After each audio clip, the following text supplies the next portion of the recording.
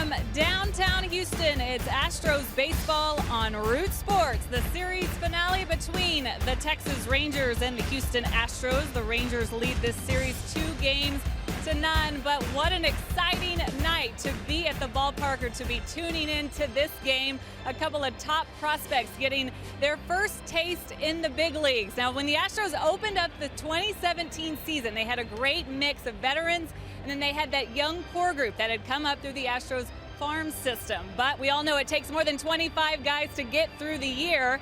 And with a flurry of injuries, the Astros have had to look upon some other guys to get some of the big league opportunities. So here we are, starting with the guy that's going to be on the mound tonight, Francis Martez, who's making his first career big league start. He's actually made an appearance already. Friday night, you're watching some of the highlights from that night. Dealt with a little bit of nerves, he said. He gave it 4 runs on 4 hits, walked a couple. That's going to be key for him tonight, throwing strikes. But maybe with the nerves out of the way, he'll feel a little bit better going into this one as he gets in the routine a little bit more, used to that starting role. And then the other one, whose nerves probably aren't going away, they're probably just beginning, Derek Fisher, the outfielder, who's had an incredible season for AAA, really a breakout year for him. He's going to make his debut in left field. He'll be batting 8th. A.J. Hinch wasting no time getting the rookie up there as he has been called up with Josh Reddick going on the disabled list for the concussion that he has. So could be a short stay for Derek Fisher, but he is excited to be up here nonetheless to be able to help the ball club that they've been talking so much about in the AAA clubhouse. Now for more on Derek Fisher, I'm going to bring in 2 of the best in the business, Todd Callis and Jeff Blum. Guys, this team that the Astros have this year is very different than the ones we've seen in years past. I talk about how it's a tough lineup to crack. It's a tough team to crack, but we have seen the Astros go to some younger guys and expect them to be mainstays. However, maybe in this case, it's just good to get some valuable experience for Fisher, right?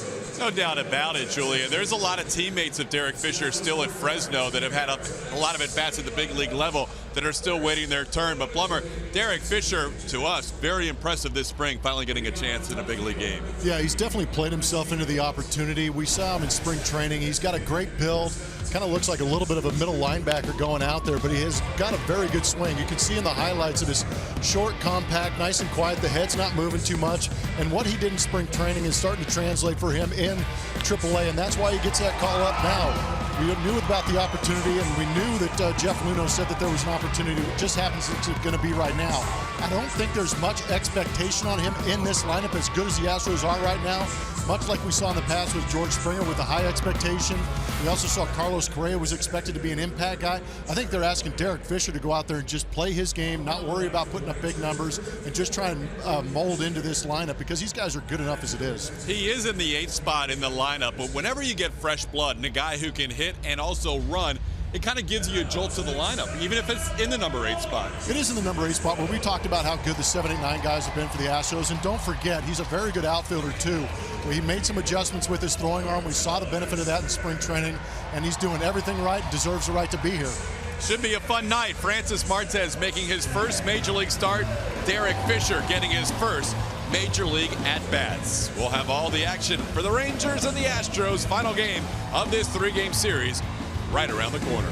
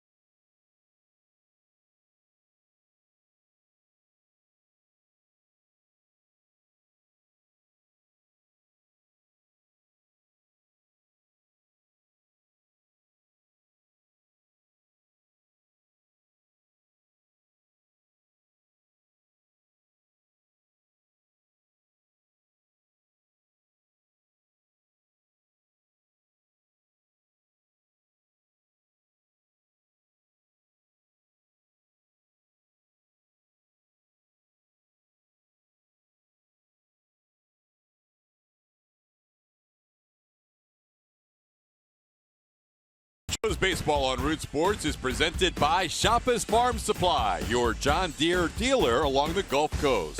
Come by one of our 8 area locations. Shoppa's, all things John Deere. And by Southwest. Yes to low fares with nothing to hide. That's transparency. Francis Martez and Derek Fisher jump right into the line of fire as the Astros try to reverse their fortunes on this homestand. Blummer and I will be right back with all the action next.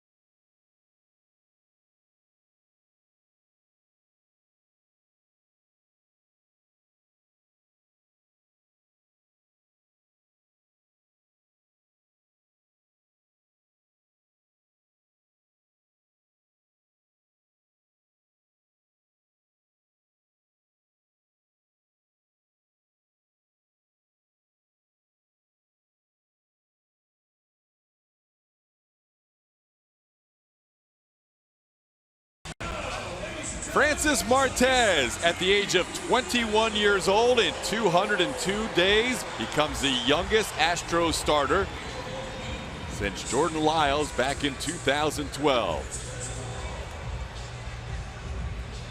Take a look at Francis's numbers coming into this ball game. He's got great stuff. Fastball with low to mid 90s. Also has a curveball, changeup. Pretty good mix on that. Primarily fastball, curveball. He is the Astros' #1 prospect. Down there in Fresno, you see that 5.29 ERA. Command has been the issue for Francis Martez. Hoping today to see that fastball in the zone. Take a look at the Rangers lineup that he will face tonight. Delano DeShields will lead things off, followed by Shin-Soo Choo, Nomar Mazara is in right field, Adrian Beltre the DH, Rougned Odor, big star of last night's game, Jonathan Lucroy behind the plate, Joey Gallo at first, Jurickson Profar at short, and Jared Hoying at center. We are underway with Martez delivering a strike on the first pitch with a 94-mile-an-hour fastball. Plummer, very exciting night whenever you see a kid who is as highly touted as Francis Martez make his first big league start. And if he can command the zone, that is a big key for him. Yeah, walks really ate him alive when he was down in AAA. 24 walks, 36 punch outs.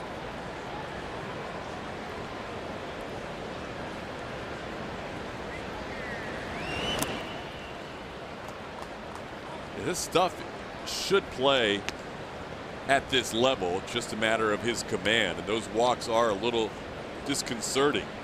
He also allowed in 32 1/3 innings, in addition to the 28 walks, 40 hits, and a lot of those hits you would say, well, how does a guy with that stuff give up that many hits? Well, he was behind in a lot of counts. DeShields tries to hold up, but he hits a little foul tip that's caught for the first out by Brian McCann, and we are underway with Martez picking up a strikeout of the first batter he faces in his first big league start. Good way for the young man to start, too. Good slider. It's going to be a little bit of an adjustment period for the Texas Rangers to pick up the delivery. there's plenty of video and plenty of tendencies to pick up on nowadays with all the scouting that they do have. But until you stand in there and see where that release point's coming from, it's going to take some time for the Rangers to adjust. You can see he's already breathing heavily as he faces his second batter. A lot of adrenaline, as you would imagine, even though he's pitched in a major league game. Pitched on Friday night in that first game against the Angels out of the bullpen as he faces Shin-Soo Choo. But a little different feeling getting the ball to start the game. There's a line drive right at the first baseman, Yuli Gurriel. So Martez is throwing strikes, and there's 2 outs quickly.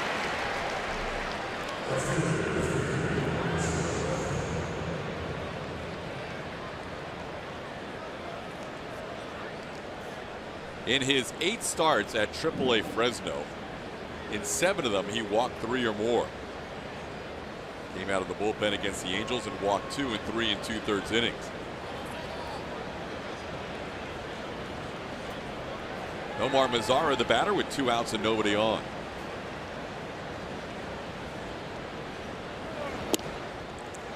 Mazara hitting .333 in his last 8 games. Leads the team in RBIs with 44.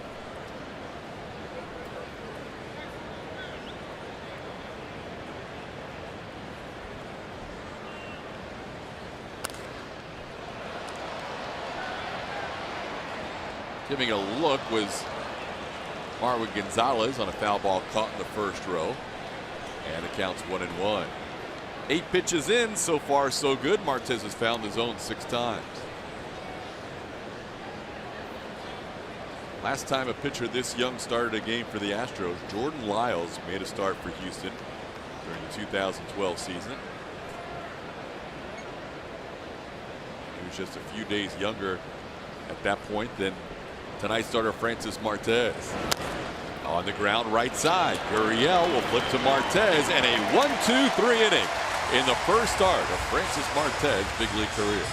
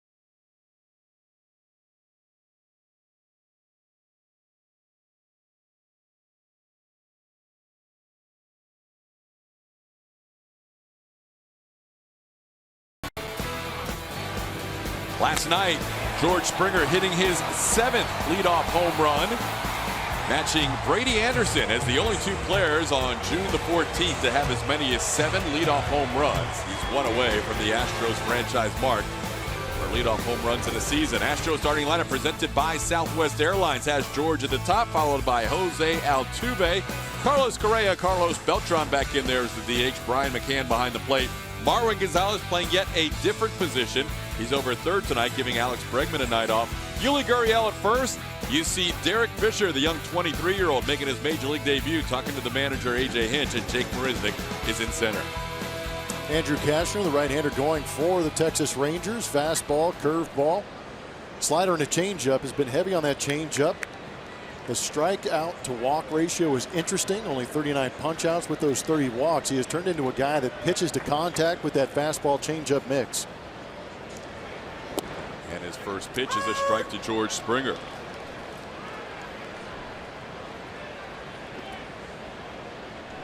Springer hit 8 leadoff home runs for the Astros last year. He has 7 this year. Craig Biggio also hit 8 one season.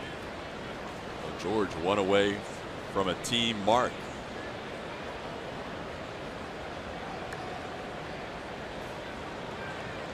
15 leadoff homers the last 2 years, the most in the major leagues in that time.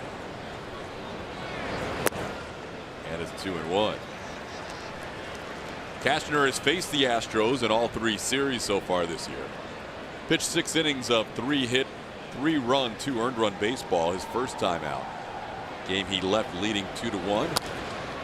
Inherited runs came around to score, and the Astros would end up with a 5-run 7th to win that game 6-2.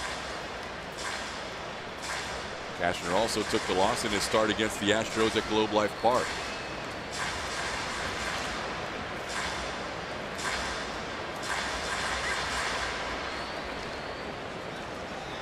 Two and 2 the count to George Springer.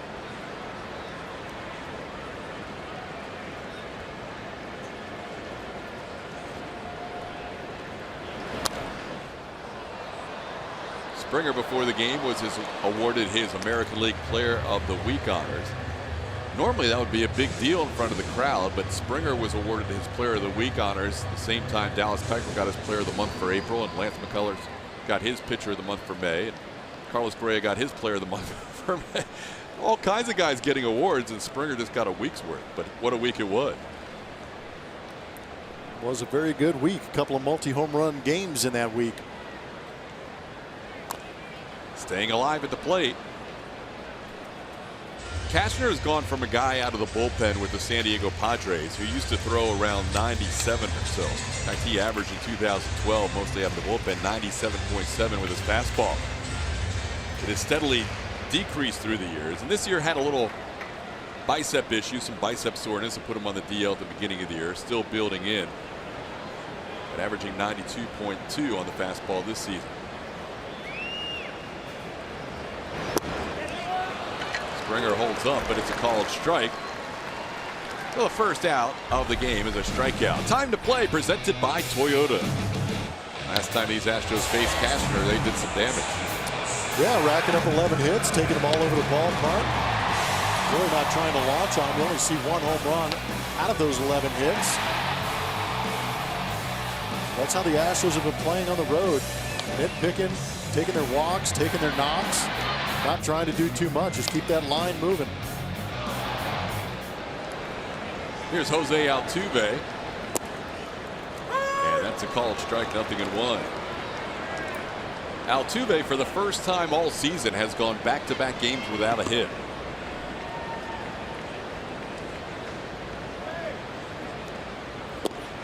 And he's down to the count, 0-2. They actually called that strikeout on Springer a swinging strike. Looked like it had the plate, but they said George went around. That is a rare swing and a miss against Andrew Cashner. He has the lowest swinging strike percentage of any pitcher in baseball this year with qualified innings. Altuve reaches out and sends one into right field, and there goes that streak of back-to-back games without a hit. Altuve, a quick turn heading to second. He is there with a 1-out double.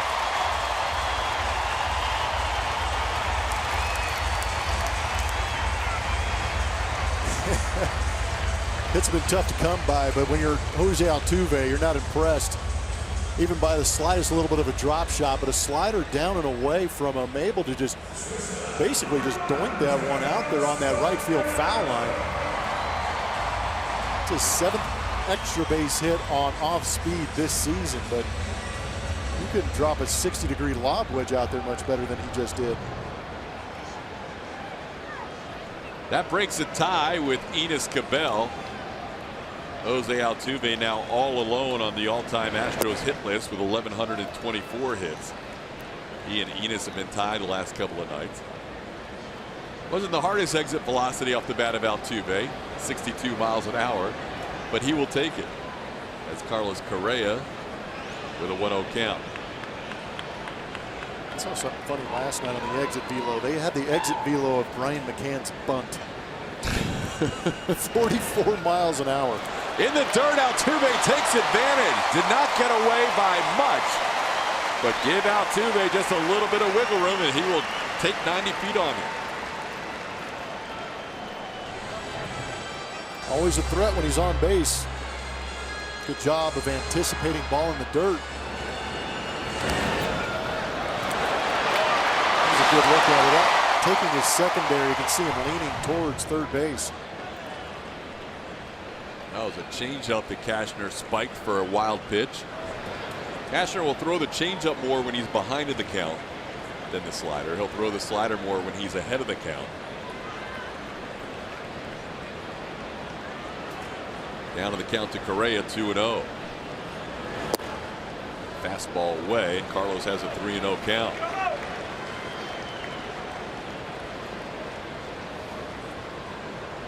Normally you'd think don't want to give something too good here to Correa, but the guy on deck, Carlos Beltran, has really good numbers against Andrew Cashner. Strike call, 3-1. Carlos just adjusting the shin guard. He wasn't really taking it off. Pretty good length outside according to our MD Anderson strike zone. Maybe he was taking it off. Yeah, he was. 3-1 the count.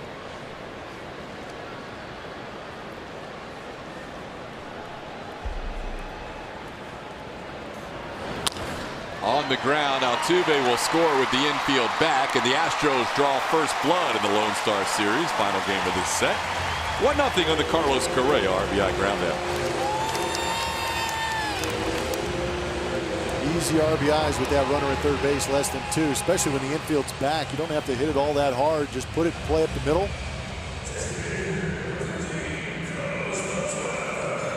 We mentioned Cashner does not get many swings and misses. Correa in a hitter's count didn't hit it all that hard, but it works out just fine as the Astros get on board with a 1-0 lead. A lot of the credit in that run scoring belongs to Jose Altuve's ability to move from second to third on that pitch that did not get away from LaCroix very far.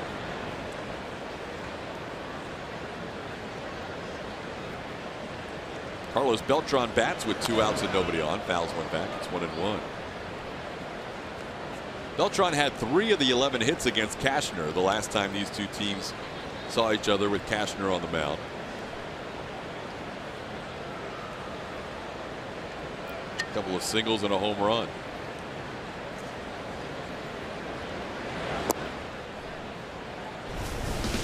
June 3rd, Carlos Beltran trying to add to those numbers against Andrew Cashner. Fastball down and in. Rifled it into that second deck.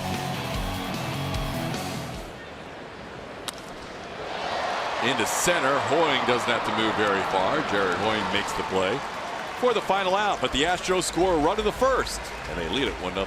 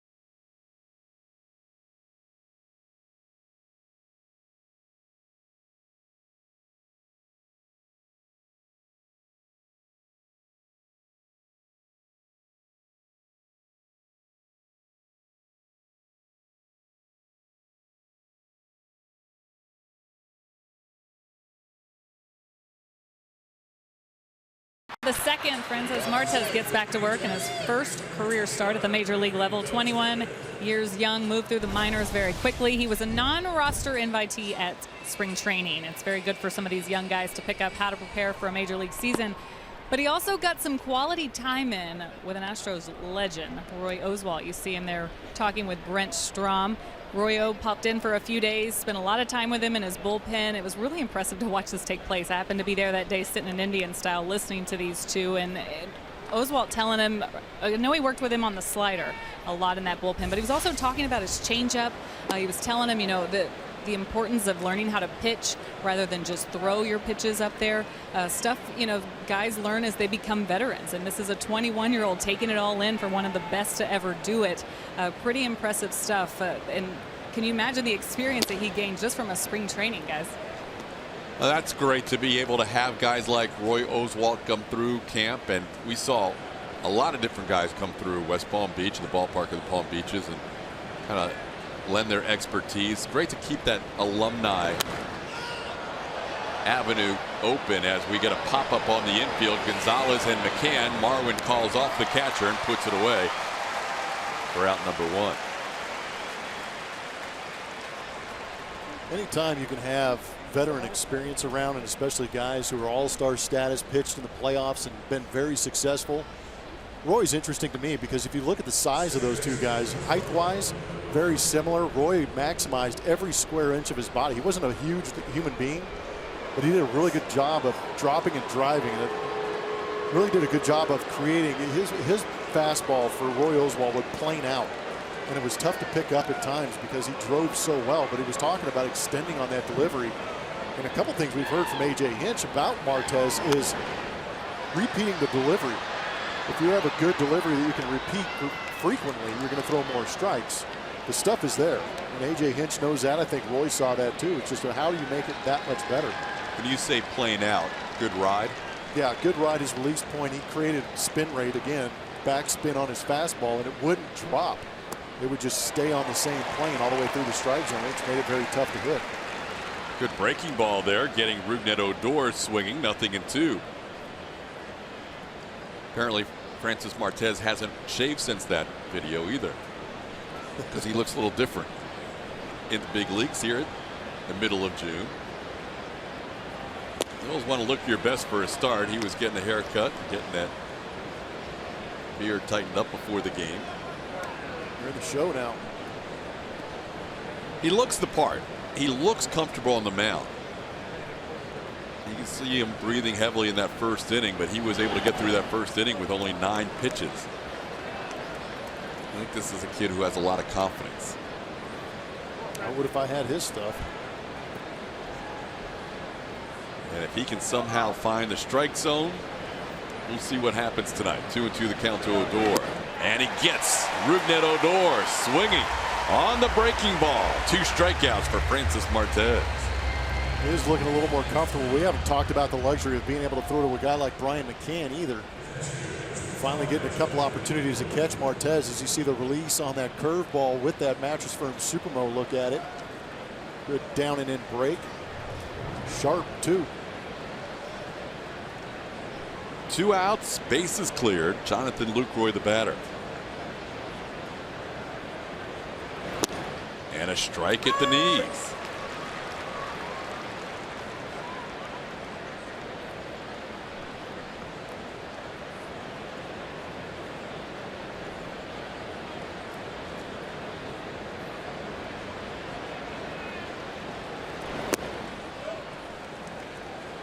Well, you know, since the time that Martez was added to the roster, and that was on June 8th, just 6 days ago, he has had a lot of friendly advice and just trying to work on refining his motion, his delivery, his mechanics, making sure he's on point. And there's a really good breaking ball. Lucroy missed that by a ton. It's 1-2. Tell you what, if he gets on a good roll right here, you want to have those guys in the Rangers dugout start talking a little bit, maybe talk themselves into some swings and misses. A.J. Hinch has talked about, and we know we have the numbers that show that the Rangers are aggressive with the swing and miss. If that slider looks like that the rest of the night, it's going to be tough. Out of play. It stays 1-2. I mean, the numbers don't lie, too. As aggressive as the Rangers are, they know that Martez has been wild all season long. So they're probably somewhere in between wanting to be too aggressive and waiting out to see if they can get in hitters' counts. But Martez early has shown an ability to throw strikes. 14 out of 21 so far. Breaking ball fouled back. Lucroy having a good trip for the Rangers. They are 5-0 on this road trip, which took them to the nation's capital to play the Washington Nationals. They went 3-0 there, and out 2-0 in their first 3 here at Minute Maid Park, heading back home after this game. Astros a day off tomorrow, and the Rangers a day off tomorrow.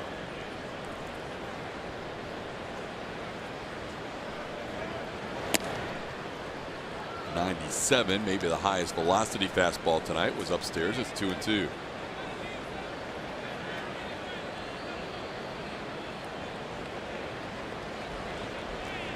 So he threw the high heater to go to the down and away slider.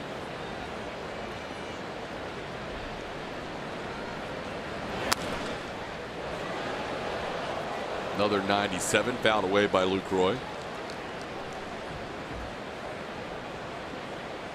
She's either very happy or in pain. Oh, there's a dent on her. Wow. How about that? The beer can stop the baseball. That is awesome. That's the best beer you could possibly buy at the ballpark. Refreshing, and it catches a foul ball. Pitch inside for a ball is 3-2. It's a pretty good grip too. You know, she's holding that beer in her hand and still hold the beer, not spill it, and get the baseball.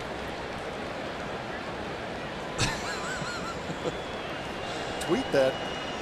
That's going out to social media. 3-2 pitch. On the hands, one hopper to Jose Altuve, and 6 up and 6 down for Francis Martez to start this game.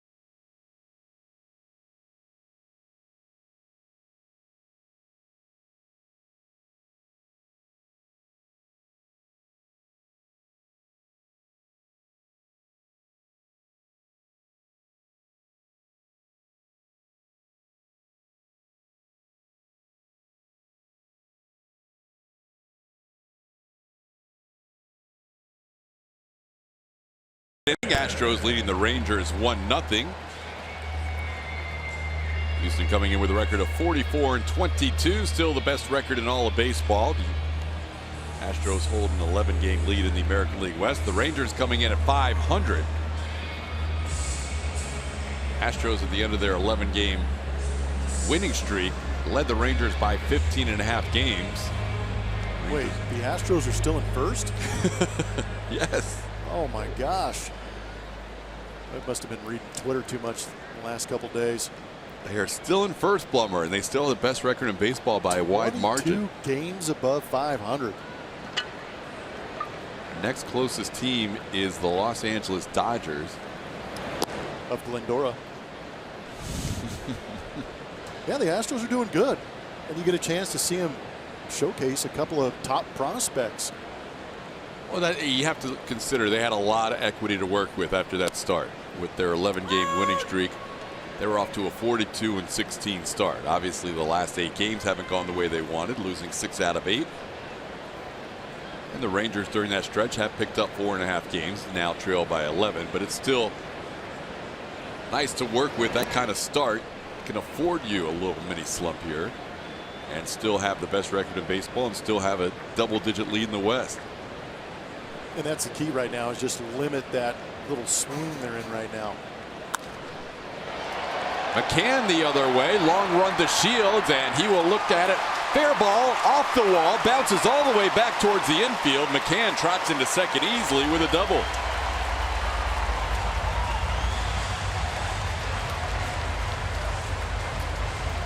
He's giving somebody in that dugout a look, saying, hey man, little slicer down that left field line.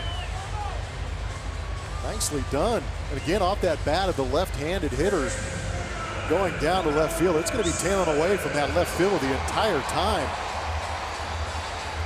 Hit a good part of the wall too down there at the base, able to skip away from DeShields. Easy double for the wheels of McCann.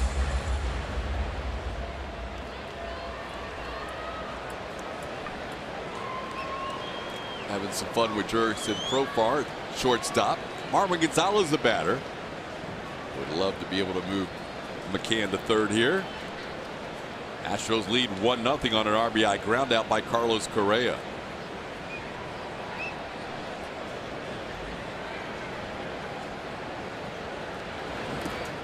Ball to dirt. Marwin coming in batting .313 from the left side, .303 overall. His numbers against the Rangers this season are as good as anybody for the Astros. .391 with 4 home runs and 9 runs batted in. Astros lead the season series 6-3 despite the Rangers winning the last 2.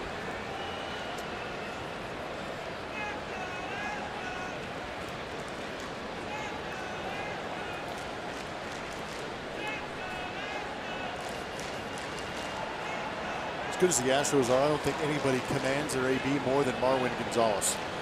He likes to slow things down, kick the dirt around, and let the pitcher know that it is on his pace. We've got Marwin, who averages more pitches per plate appearance than anybody. And you've got Cashner, who pitches to contact.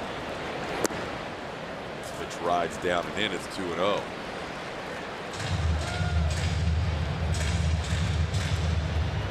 The Astros have only scored 3 runs in this series before tonight. Losing 6-1 in game 1, 4-2 last night. Tonight they have already put a run on the board, threatening for more here. That's a strike of the knees, 2-1.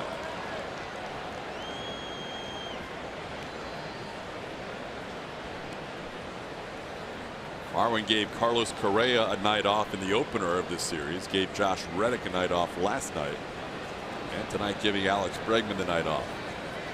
Reddick, by the way, goes on the 7-day concussion list.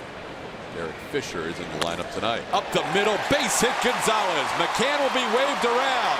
Hoying will make the throw home, but it is late. McCann scores. And Gonzalez with an RBI single, his 10th RBI against the Rangers this year, and it's 2-0 Houston.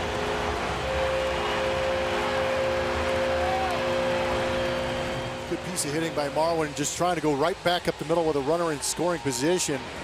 And I love the fact that Brian McCann gets a good jump. That helps Gary Pettis make that call home, and you can obviously see that they don't have any problem running right in front of Hoying's arm out there in center field. They are going to challenge him.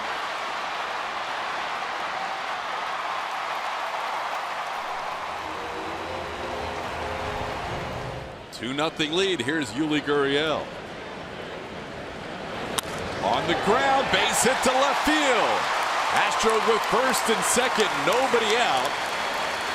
For a young man, 23-year-old Derek Fisher, about to get his first chance at the big league level. What is going through his mind right now? Pure joy and happiness. You're the show.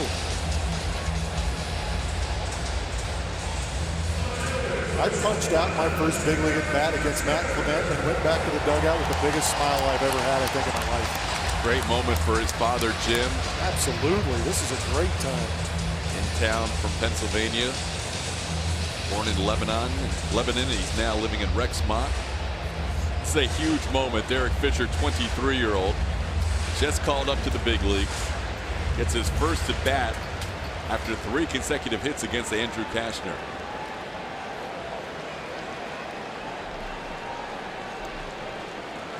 Fisher was originally drafted by the Rangers out of high school. Chose to attend University of Virginia. The Astros happy for that decision. Takes one down and in for a ball. It's 1-0.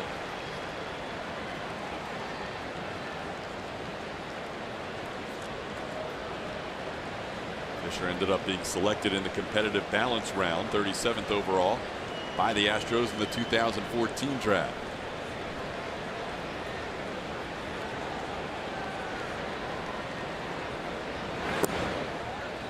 Tracking pitches, 2-0. OPS of over 1,000 for AAA Fresno and reached base in 24 consecutive games before the call-up. 35 extra base hits down with the Fresno Grizzlies, or part-time Tacos. Last night would have been his last chance to be a Fresno Taco for a little while. Showing some good discipline right now. Good patience, too. He's getting on base 40% of the time down there in Fresno. But he's worked himself into a hitter's count. Even though it's 3-0, he may not get the green light. But if he gets to 3-1, a real opportunity maybe to take a nice, healthy swing here at the big league level. I like it. 3-0 green light in his first big league at bat, and he gets under it a little bit and sends it almost to the warning track. Tagging and bluffing are both runners, Gonzalez and Gurriel. How about that for confidence? Showing some moxie. I like it. A 3-0 green light in your first big league at bat. That's A.J. Hinch saying, I believe in you, young man.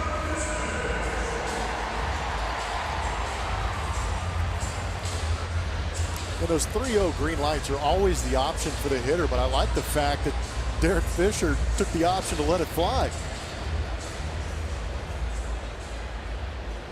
That heart rate can come down a little bit now as this inning continues. That had to be a great moment for him. Congratulations, Derek Fisher. You are officially in the books now with your first big league at bat. Here's Jake Marisnick.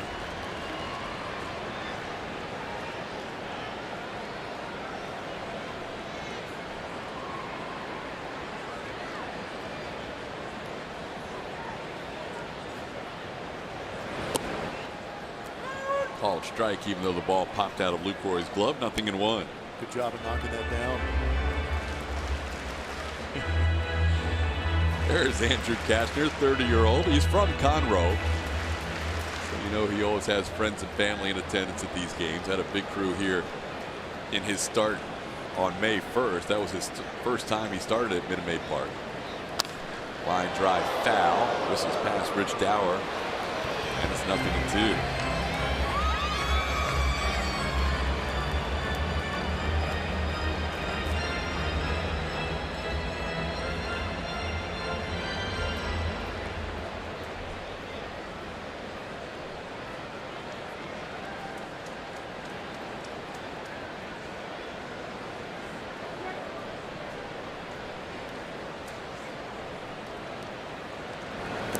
In the dirt. Gonzalez thought about it, but Marwin will head back to second. It's 1-2.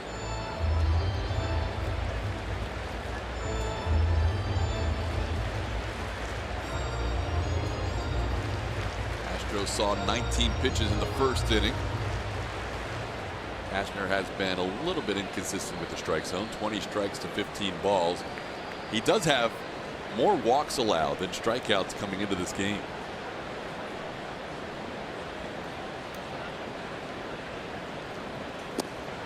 Hits Marisnick. It's 2-2.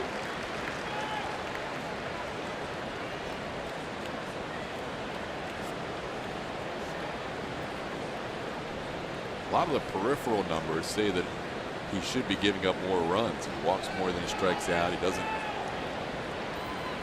get many swings and misses. But he's also had a lot of induced soft contact this year too. On the ground towards third. Slowly hit, and sliding in is Gonzalez, just out. Beltre had to wait. Felt like if he went out and got that baseball, he couldn't come back to the bag in time, and Marwin made it close. That's the only play Beltre had. Heads up play by the veteran.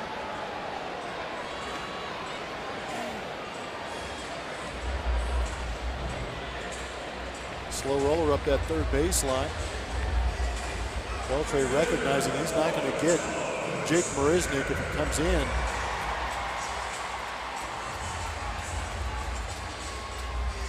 Good to see Marwin hustling in there, trying to make it as close as he could. Just barely.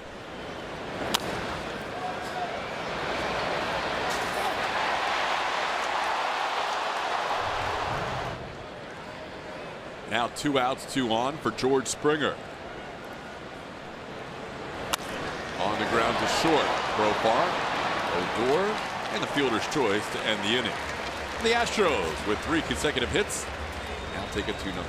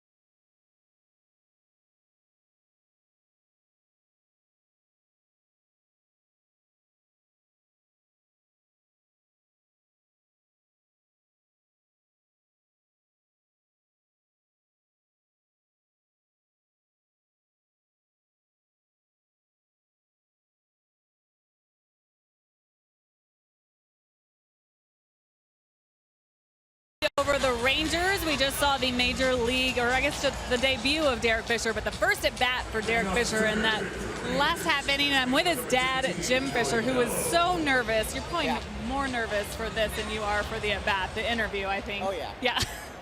Jim made it all the way from Pennsylvania to see his son debut, though, and I know he got the news late last night in Albuquerque. Yeah. A little bit of a time difference there. So what time did you get the call? About 12:30. Yeah. Well, I just watched the end of his game, fell asleep, and he scared the living out of me. How did that conversation go? Very nervous, very excited. Just basically get to Houston. I'm playing tomorrow. Well, it had to be a scramble for you coming down from Pennsylvania and getting to Houston today. Yeah, I got up and made reservations immediately, but what are you feeling today? just kind of overwhelmed. It's not even real. I'm look back on it. It's just incredible. You said that I asked you if you were a baseball guy. You said you played a lot of sports, but where did his love for baseball come from? Just when he was little, he loved everything. He played football, played baseball. He just excelled at everything and just picked baseball and stuck with it. Well, I know you're nervous. Enjoy the rest of the game. Try to relax up here and have a good time with your family. A couple beers and I'll be fine. Enjoy, Jim. Thanks for the time. Guys. All right, good to see Jim Fisher enjoying his son Derek's debut. As Francis Martez has retired the first 7 batters he has faced, getting strikeout number 3 on Joey Gallo. Seeing a good curveball already early on from Francis. Good location too, and a 2-strike count. So far he's been good at keeping that ball down in strikeout counts.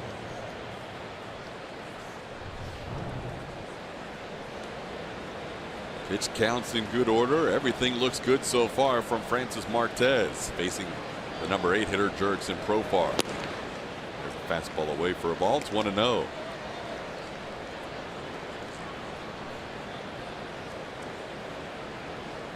Profar, recalled from AAA on Friday, had spent the first month of the season with Texas. And it's 2-0.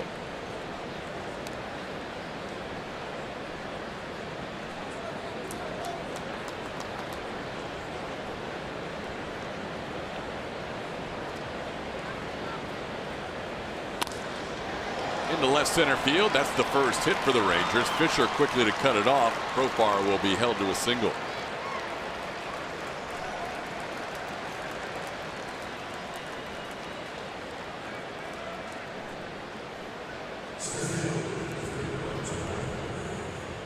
It's a good piece of hitting by Profar. Not a poorly located fastball, but out over the plate. Profar goes with it.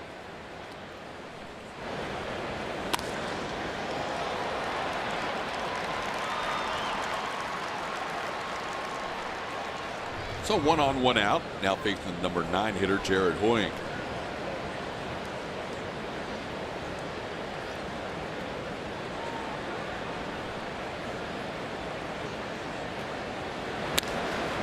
In the air towards shallow right, and this ball is foul.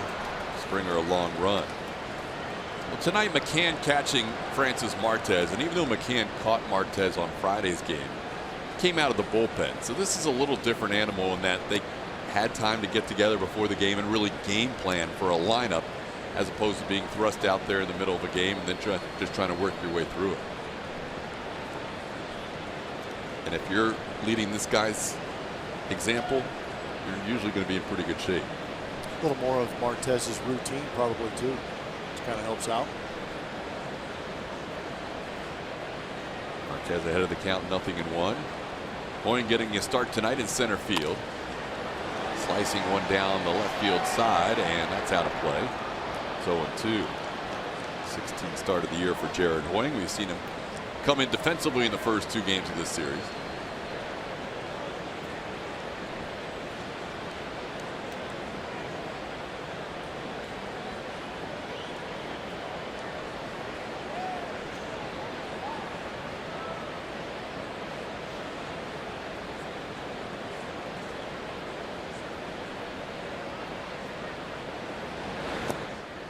Trying to hold up his swing, and the ball hit him.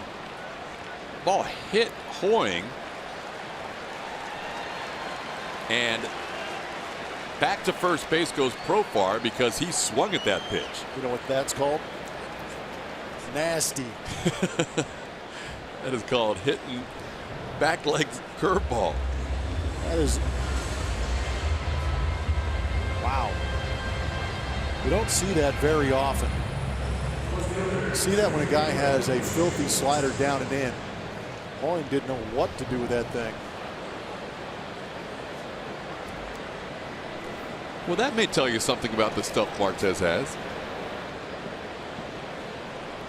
I had that happen to me once, and it was Kerry Wood. But it didn't hit me in the thigh.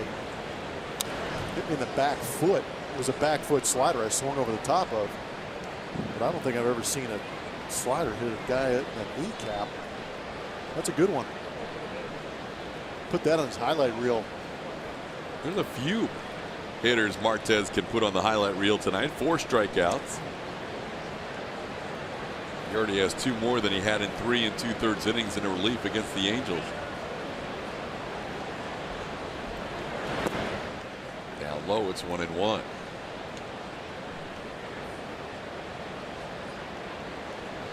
He's got a good pace about him too. Just about to say the same thing.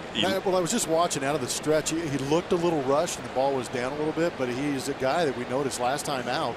And here early on, he gets the ball back from Brian McCann. He gets right back on the mound. He's ready to go. They asked to make sure to check Profar at first base. Yeah, he gets the sign and he is ready, which makes your defense very happy.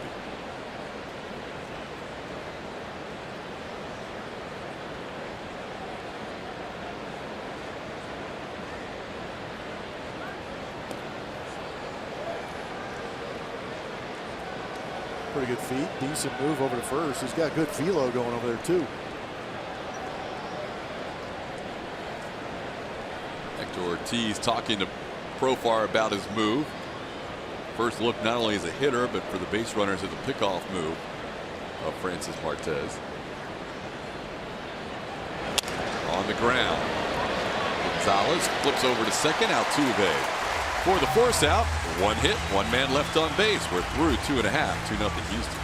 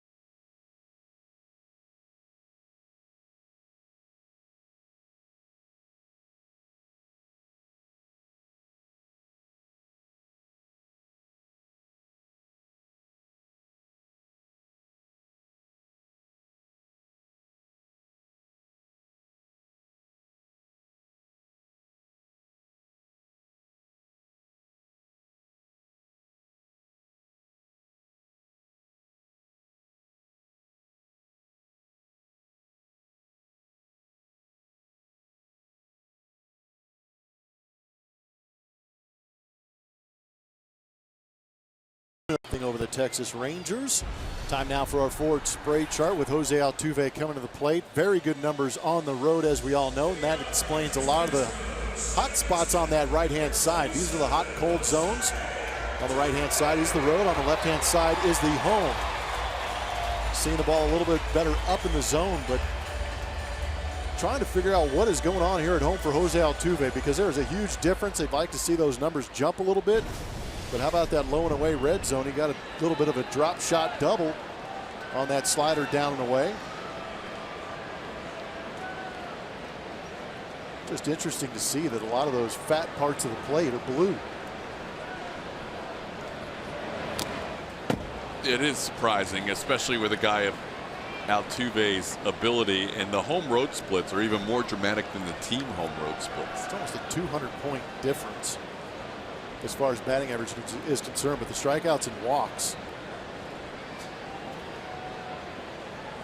It's your turn to explain that, Todd. I know it's the highest differential of any player this year of all those categories, average on base percentage. Well, the strikeouts are up because he chases at home for so many reasons that we don't know. Yeah, it's got to start to move a little closer towards the middle on both of those, but it is what it is so far. Altuve bidding for another hit. Not much exit velo tonight, but he'll be 2 for 2 after that little chopper at Beltre, trying to barehand Altuve's speed with an infield hit. It's pretty impressive that Beltre even made a play on that. Ball not hit very hard, and Altuve flies down that baseline. But yeah, a couple of knocks. That will salvage your therapy sessions. Altuve 2 for 2, a little flare double, and now an infield hit. First hit was 69 miles an hour off the bat. That one was 47. So he's averaging 58 miles an hour on his 2 base hits. There you go. Here's Carlos Correa. Almost had Altuve leading when he gets back.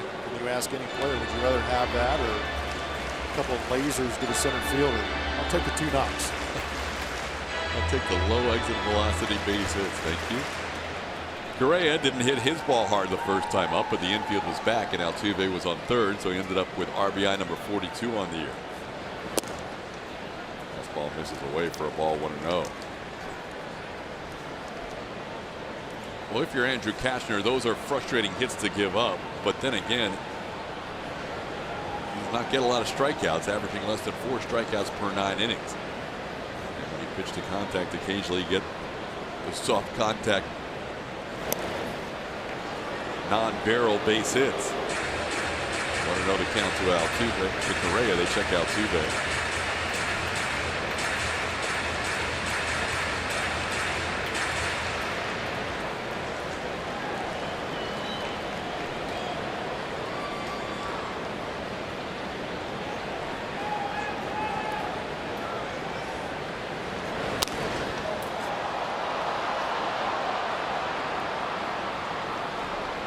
Out of play.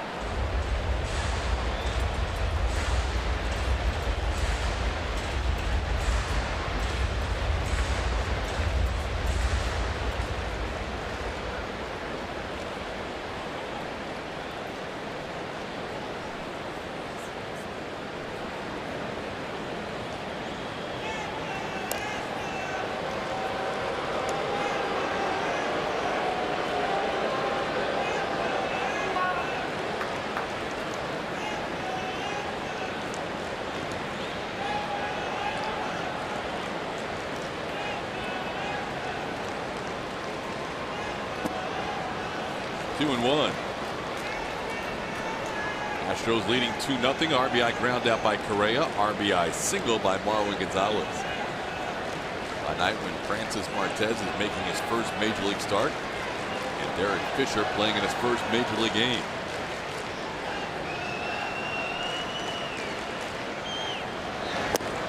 There's a strike. 2-2. 2015, Jose Altuve hit 342 at home. Last year hit 299. So as hot as he was on the road, that's still respectable. Yeah, for a lot of people. This year it's been a little bit different.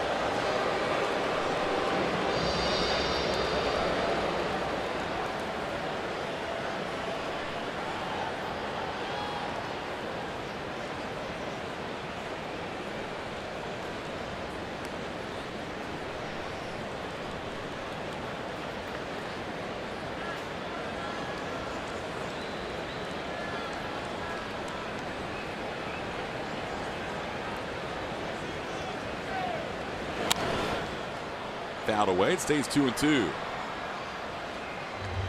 Mentioned Cashner's from the Houston area. Family still lives here at Conroe High School, and also Angelina Junior College before attending TCU. He's the fourth Rangers pitcher in franchise history from TCU. He's the first Texas-born pitcher for the Rangers since 2008. Jason Jennings. Into right field. That's a base hit for Correa. Altuve will easily go first to third. Mazzara gets the ball back in, and the Astros in business again. Runners on first and third, and nobody out.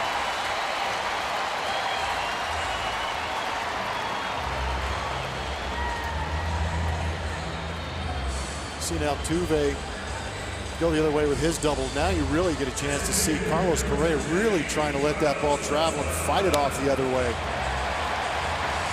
What's nice about being a large human being like Carlos Correa is you can fight that off and still get a knock out of it.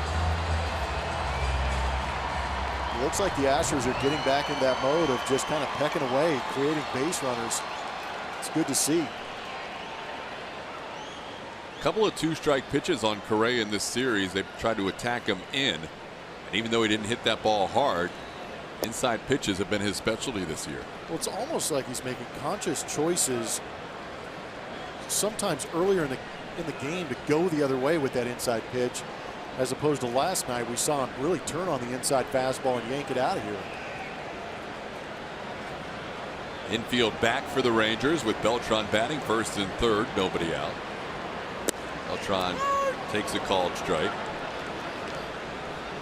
Carlos 4 for 8 in his career against Cashner, including a home run.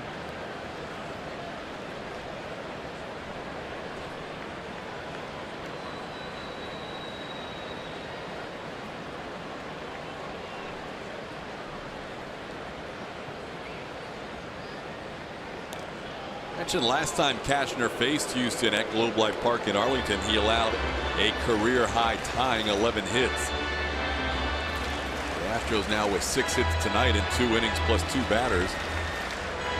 had 17 hits in 8 innings of work against Houston his last 2 starts.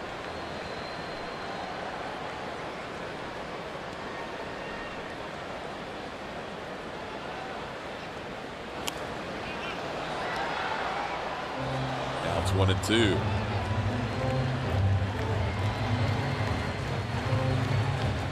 They'll trying to snap an 0 for 10.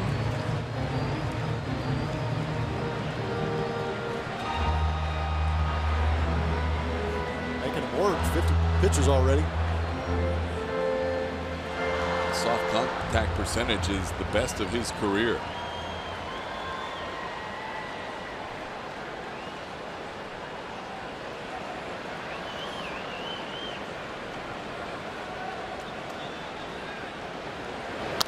Line drive caught by Gallo, double play. Bullet right to the first baseman, nothing Correa could do, and there's 2 outs.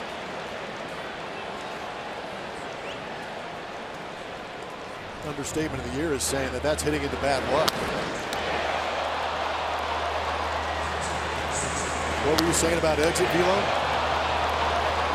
Doesn't always pay off. And that was the hardest hit base or hardest hit swing of the inning. We saw Carlos Correa up one into right field. Jose Altuve a little infield hit, and then a bullet off the bat of Beltran records 2 outs. Here's Brian McCann. Altuve's bullet to third was just barely a couple miles an hour more firm than Brian McCann's bunt the other day. 46.8.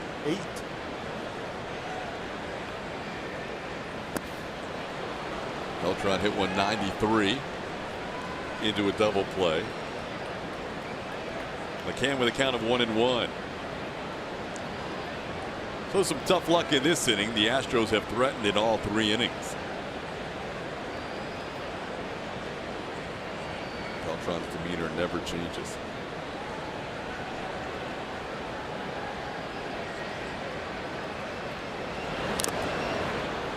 One and two.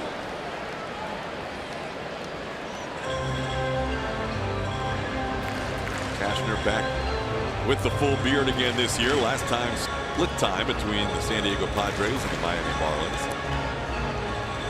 Shaved the beard when he was with the Marlins.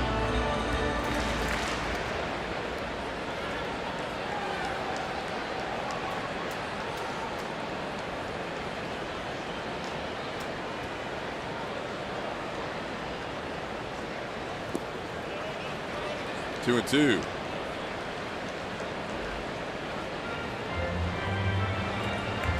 One of those games where the Astros are doing a good job putting pitches on the opposing starter. 19 in the first inning, 19 in the second, 17 in the third.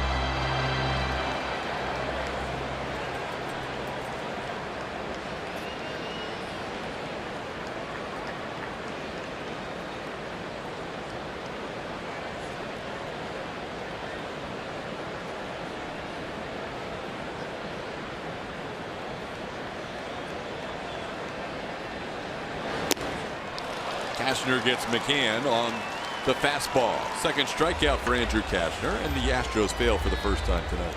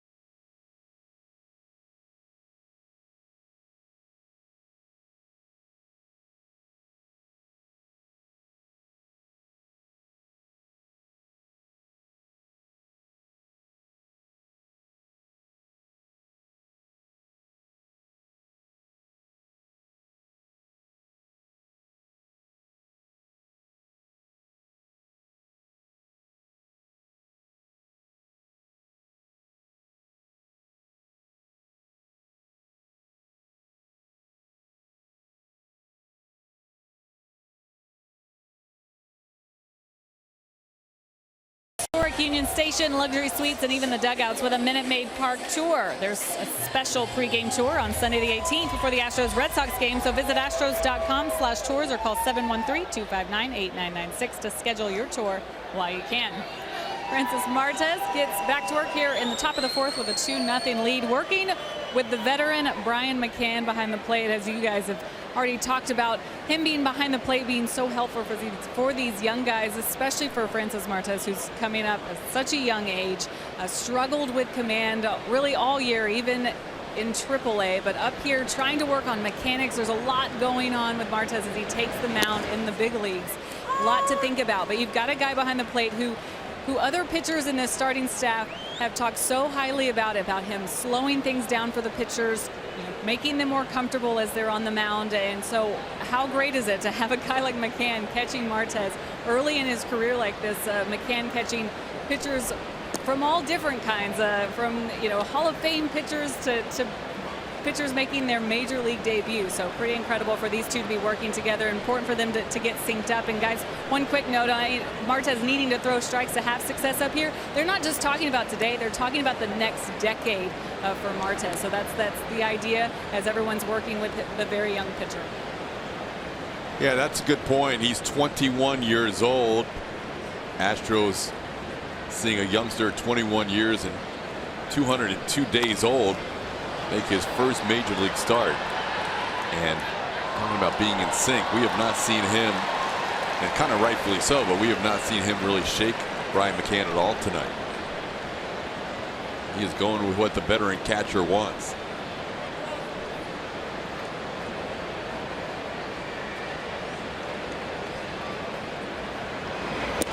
Fastball in, it's 3-2. Shin-Soo Choo leads off the fourth. It's Choo, Nomar Mazara, Adrian Beltre. First time through the lineup. Martez only allowed 1 hit, no walks, 4 strikeouts. On the ground, foul. Get an idea of how confident a guy is in his off-speed stuff if he throws in a 3-2 count. Choo's a very patient hitter, 38 walks amongst the leaders in the American League. Fouls that one away. It stays 3-2. So 3-2, he's throwing the breaking ball and the fastball. It's good to see from a young man. It's been about 2/3 strikes to balls so far tonight. That's been a nice ratio for Francis Martez.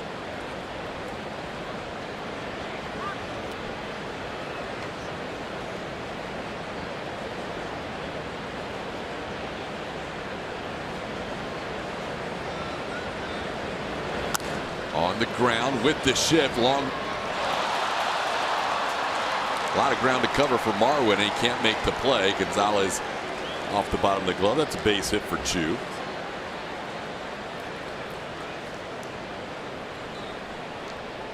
Marwin's got experience at shortstop. Footwork got a little crossed up and the hands got a little stiff. Watch him kind of jab at it. Might have misread that hop also going to his left. But again, with Choo running, you've got to make a perfect play in order to get that out. So the second hit for the Texas Rangers. Here's Nomar Mazara.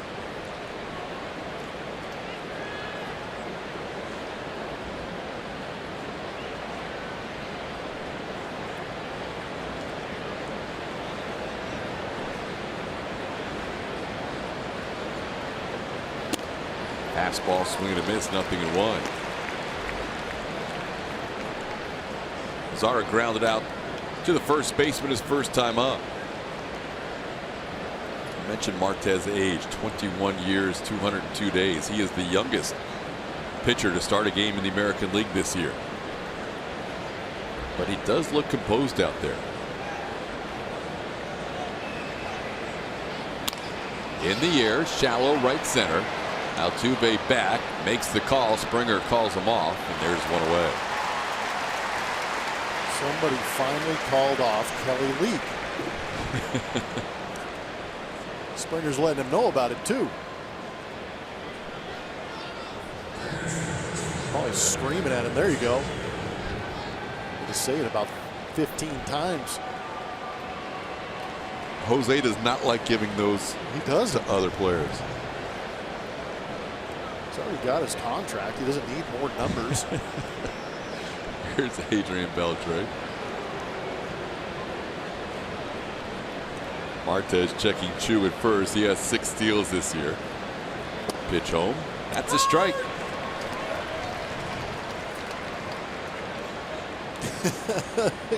Altuve wants to do it, and George, you can see, is saying, "I got it." Internally, he's saying, "Beat it."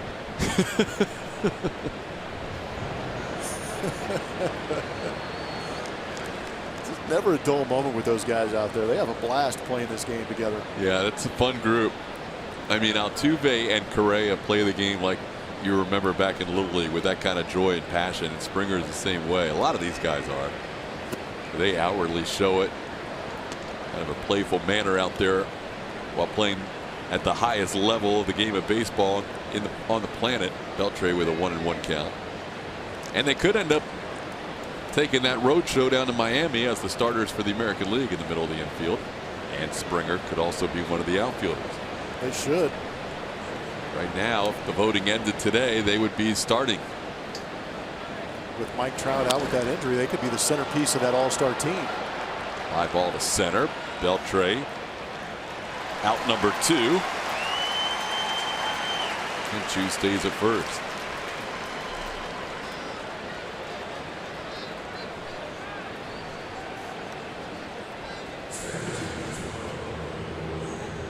Well, Martez has recorded the same number of outs tonight that he did on Friday night out of the bullpen. Tonight he's needed 52 pitches. On Friday he needed 78.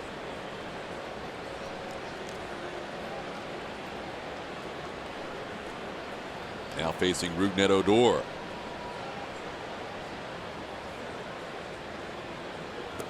Odor had the big game last night for the Rangers, hitting a game-tying home run in the 7th and the game-winning home run in the 8th. Astros led that game 2-0, and Rangers came back to win 4-2.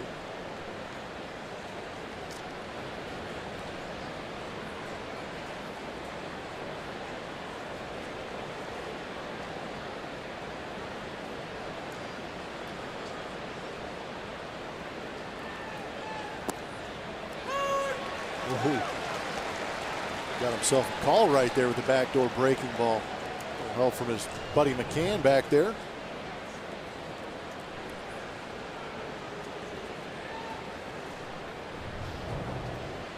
He's got that 10-year zone going for him, even though it's his first start in the big leagues. 9 of 14 first pitch strikes, even though he missed to Odor in this at bat. Odor goes around. It's 1-2. Frustrated with himself and maybe that last call. Similar to that slider we saw Jared Hoying take a hack at that hit him.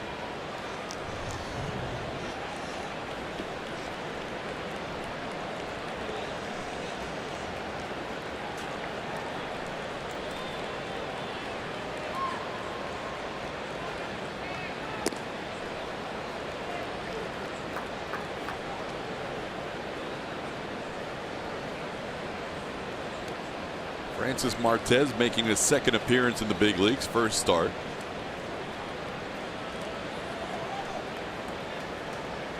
Primarily a starter in the minor leagues, also had a few appearances out of the bullpen.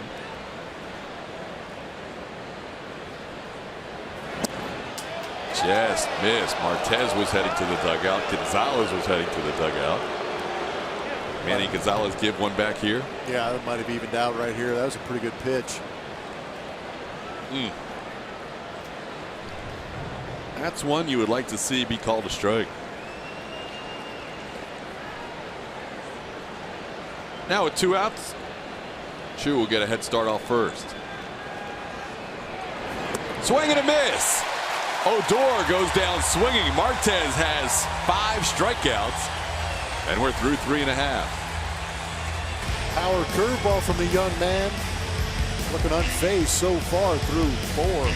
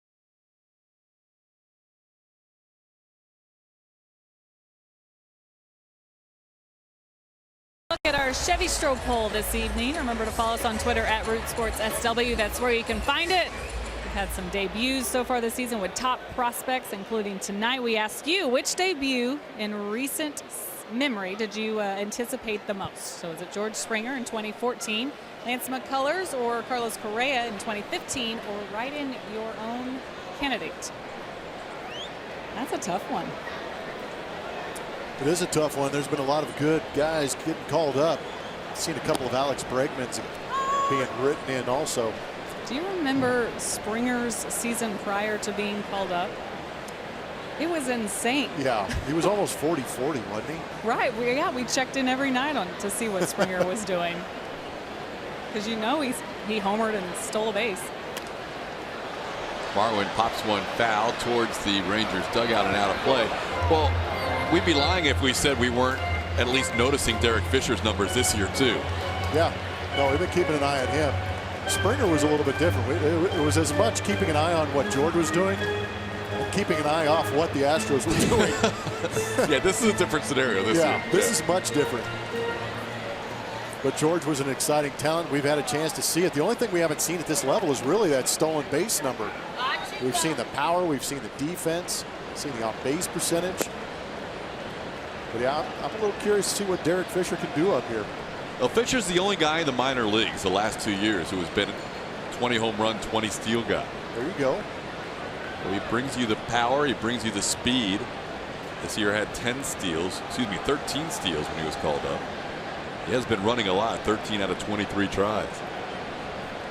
1-2 the count to Marwin Gonzalez to lead things off. We will see Derek Fisher this inning. He's due up third after Yuli Gurriel.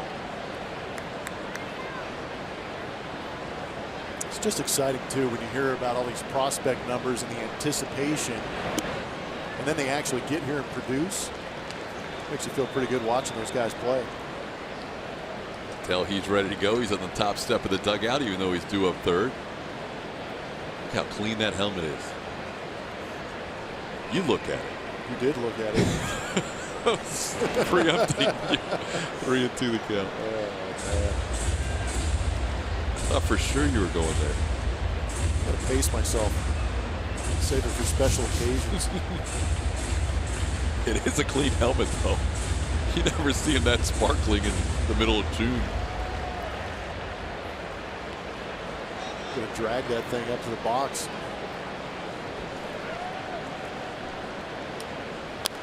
Marwin may have chased ball 4, but he stays alive. Gonzalez an RBI single his first time up.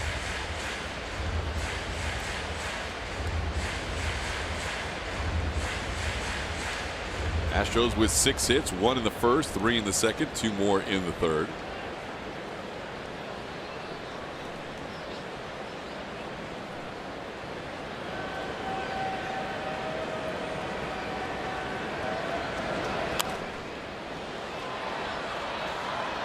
Stays 3-2.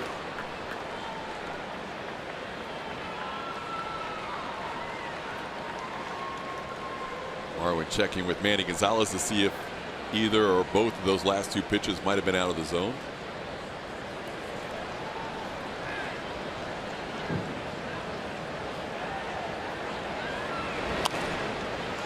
He keeps fouling him away. It stays 3-2.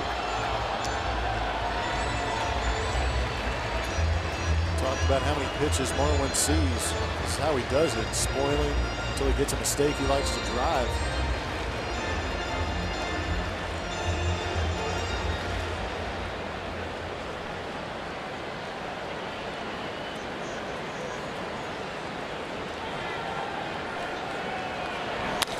On the ground, Odor.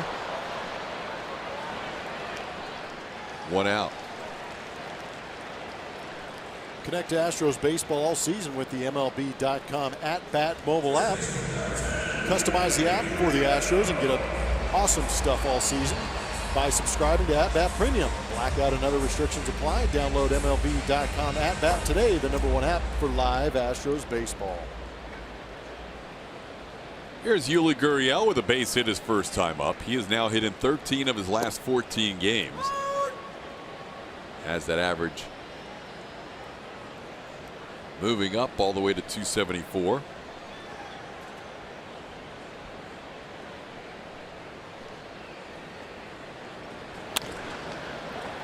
Profar with a diving stop, gets up and throws, gets past Gallo.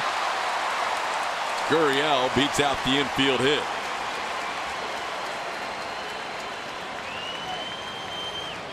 Profar gave it a good effort, just not enough on that throw.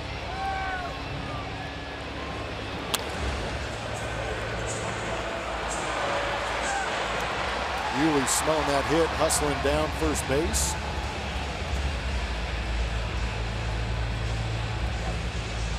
Not sure he had a very good grip on that baseball. It didn't look like he really let it go. Elvis Andrus just getting the night off tonight. Profar, who started at third last night, getting a start at short tonight. Here's Derek Fisher.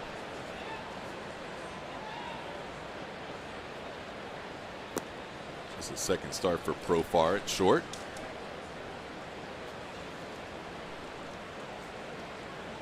Fisher's minor league numbers. So a career minor league on base percentage of .374.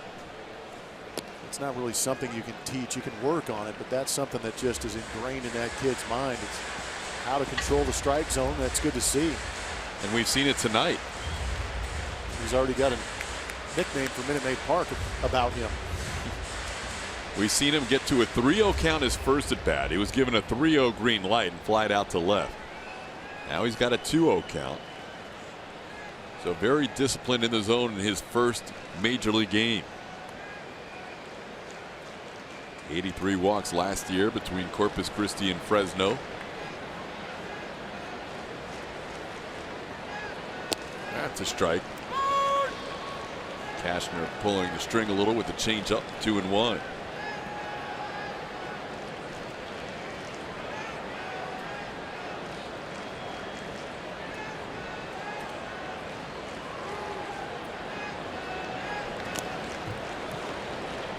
Now the count's 2-2.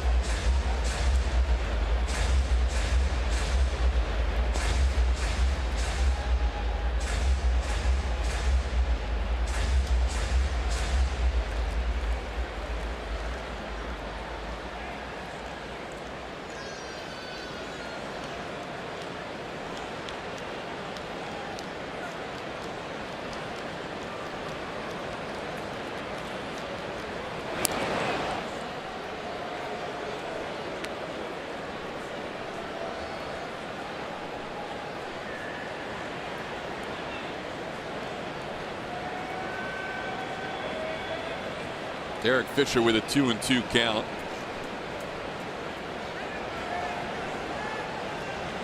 Will not turn 24 until later this summer in August. Fouls one away. It stays 2-2. Fisher kept moving up the charts. Every year you saw the minor league numbers. A couple of stops in 14. Gulf Coast League Astros and then Tri-City. Quad Cities and Lancaster in 15, Corpus and Fresno last year, and then started the year and was really amongst all the leading hitting categories in the PCL this year at Fresno. Bounces away, moving up to second base is Yuli Gurriel. That'll be a wild pitch, allowing Gurriel to get to second. It wasn't exactly a valiant effort on LaCroix's part. Tried to go after it with the glove, but well out in front of him. Ricochets all the way to the backstop. It's almost Harlem Globetrotter style going all the way up the arm. Look, Gurriel in scoring position. And a chance for Derek Fisher, who's seen a lot of pitches from Cashner in this at bat. First hit, first RBI. Up high, ball 4. Good take by Fisher on a high fastball. That's the first walk issued by Cashner. And Derek's on base for the first time in the big leagues. Must have seen his minor league numbers. Cashner's done a better job with the strike zone in his last few starts, but he's still a guy who does walk a lot of batters. He's walked at least one in every one of his starts this year. Here's Jake Marisnick.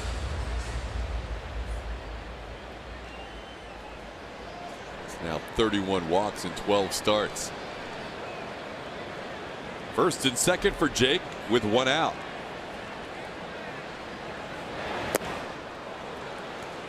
I like the at bat so far from Fisher. I know it's early, but 3-0. Kid comfortable enough to swing 3-0 and then takes a close pitch at 3-2. Didn't expand even with the runner in scoring position.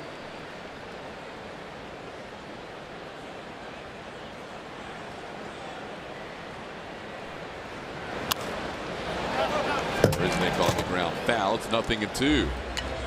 Astros have had at least 2 base runners on the last 3 innings.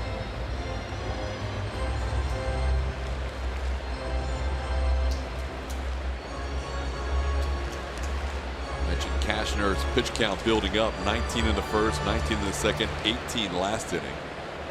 He's up to 20 with this pitch in the fourth.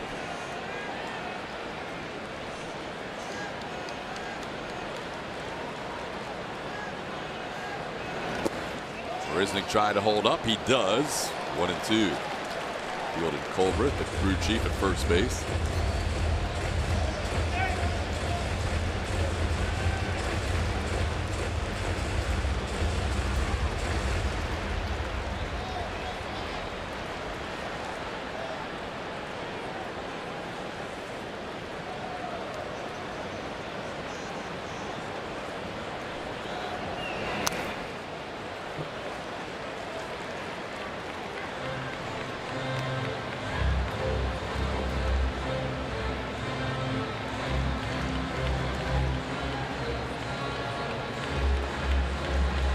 You know Jake's going to be in swing mode. He hasn't walked in 20 at bats. He's done some damage this year with 2 strikes. Been down in the count both times tonight. 0-2 and 1-2 now. And he swings through that fastball up high. 3rd strikeout. 2 outs in the inning.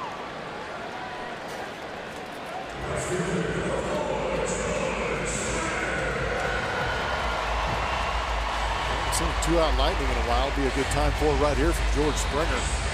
Pitch count getting up. Maybe Cashner laboring a little bit, trying to be a little too fine with George. Might leave a mistake out of the plate.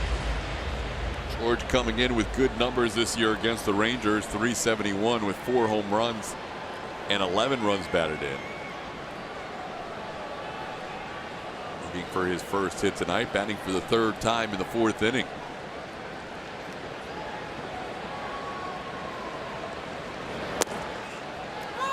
Strike from Cashner, 0-1. 2 outs, runners in scoring position. There is nobody better by a large margin.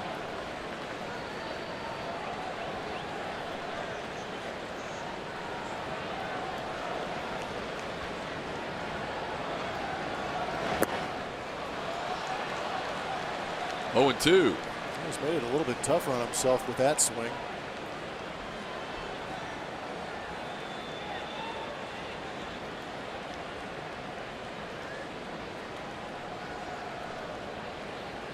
Two counts, pretty much 50-50 between that fastball and slider from Andrew Cashner.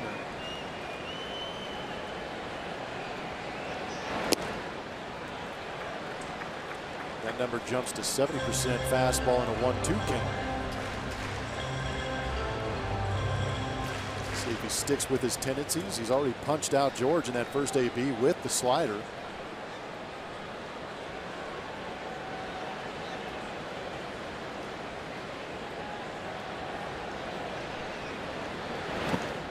Held up. 2-2.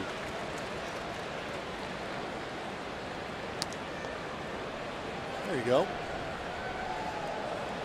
Flip a coin. If you get the one you're looking for, don't miss it. I've been so locked in on the field, I haven't even noticed. Dollar Dog Night. Yeah, big crowd. Big crowd. Well, big crowd. Just expect it now, don't you? Wednesday night, they are excited. I want to hear the totals. I want to hear 35,000 hot dogs sold. Foul tip caught by Luke Roy, and that'll end the 4th inning. 2 left on. Still 2-0 Houston.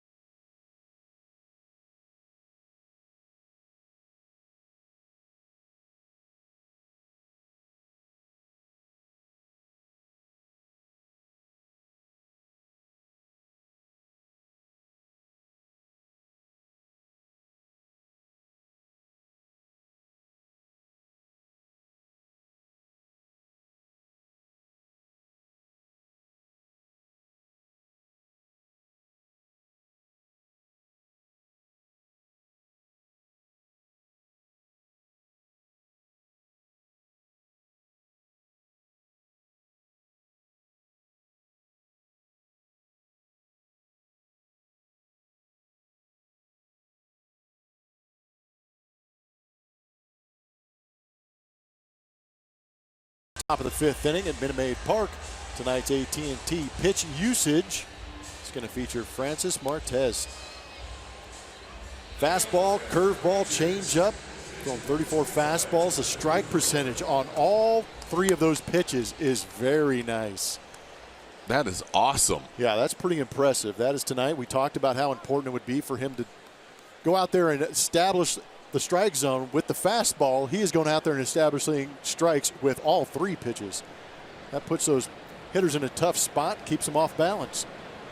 If A.J. Hinch and Brent Strom could have seen that graphic before the game started, they would say, please sign me up for that percentage. We head to the fifth. The other thing that's kind of surprising is you look at pitch counts coming into this inning. You got Francis Martez at 58. You've got his opposing starter, Andrew Kashner, at 84. Here's a ball in the left center field, well hit off the bat of Jonathan Lucroy. The Rangers have an extra base hit for the first time tonight, and also their first runner in scoring position. Lucroy, a leadoff double in the fifth.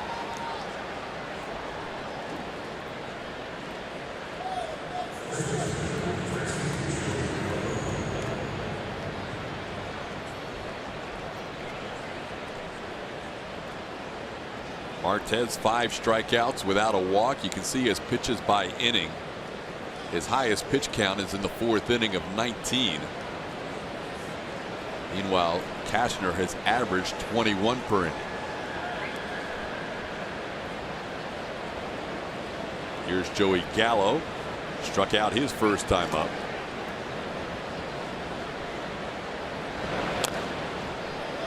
Out of the plate.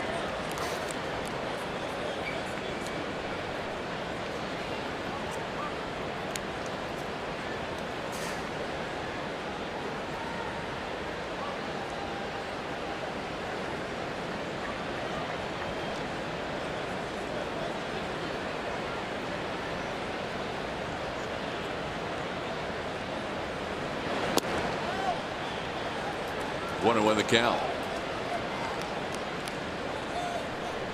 First real opportunity we've seen Martez be in a semi-stressful situation, but it's a good place to be if you're going to have a runner in scoring position. You've got a high swing and miss guy at home plate, and then you've got the 8-9 hitters coming up.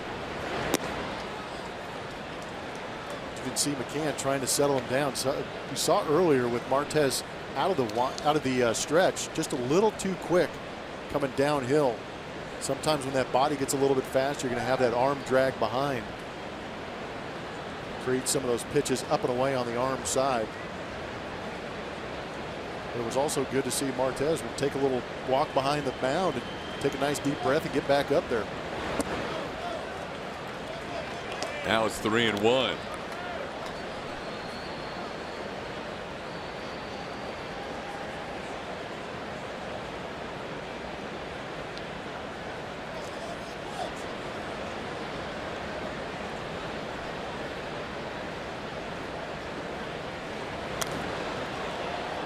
Count goes full on Joey Gallo.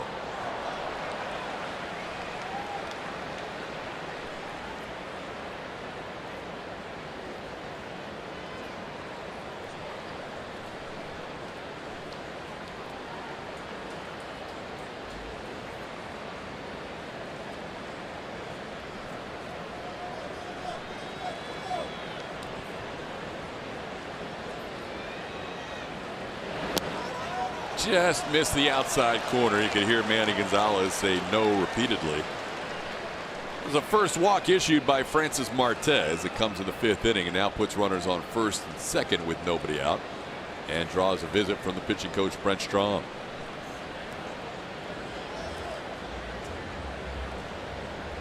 One would be the fewest walks he allowed in any of his 8 starts in Fresno this year. That came in his longest outing of the year, 5 2/3 innings.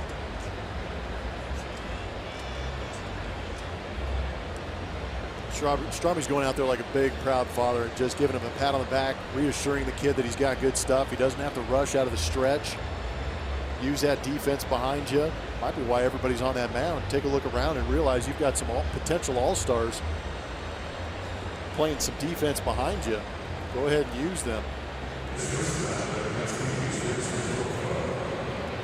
veteran 22-year-old slapping the youngster on the chest and saying, let's go. Tell him enjoy the spotlight, make it happen. Carlos Correa in his 3rd season, still amongst the youngest players in the game. Astros are anticipating the possibility of a bunt. Corners are in, and Profar is hit by a pitch, and they check to see if he offered at it, and they say no, so that's a hit batter, and the bases will be loaded.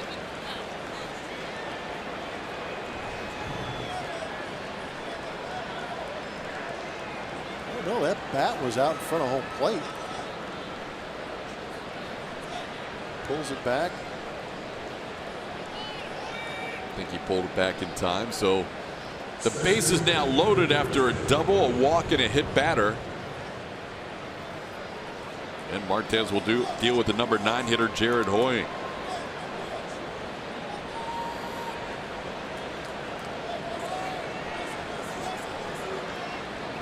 Corners will stay in for Houston.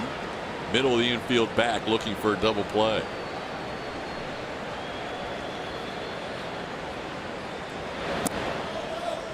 Pitch misses, ball 1.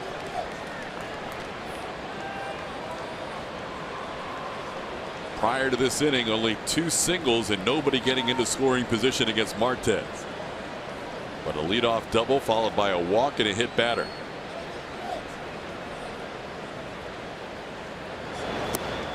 There's that good curveball. He's been getting a lot of swings and misses on that curveball. Coming into this inning, 64% on that pitch. It's 1-1. Not sure I'd get away from it against Hoying. Keeps offering at it.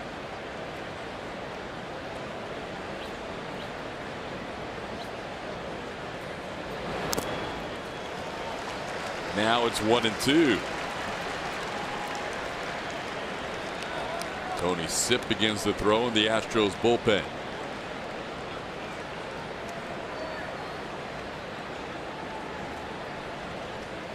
Martez has gone as many as 105 pitches this year in the minor leagues. There's some high leverage pitches at the big league level as he is just past 70.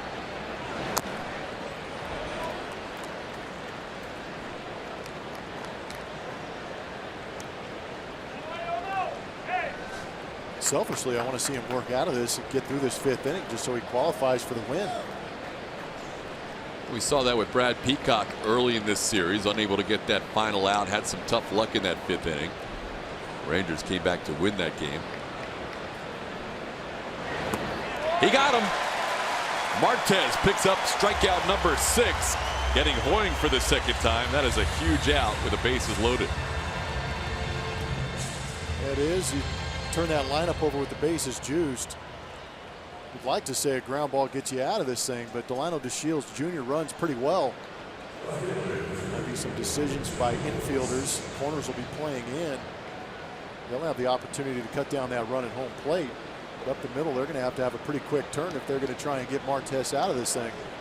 Just saw Martez motion to McCann. If the ball's back to him, he's coming home. With DeShields' speed, it will be a tough turn, as Blummer mentioned. Pitch misses. It's 1-0.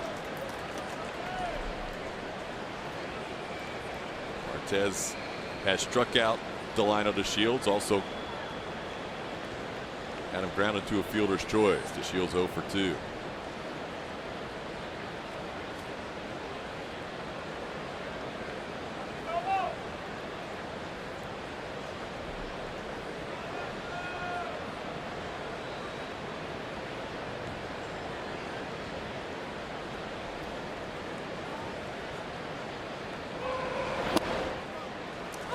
Called strike on the corner, 1-1. 149 at bats this year. DeShields has not grounded into a double play.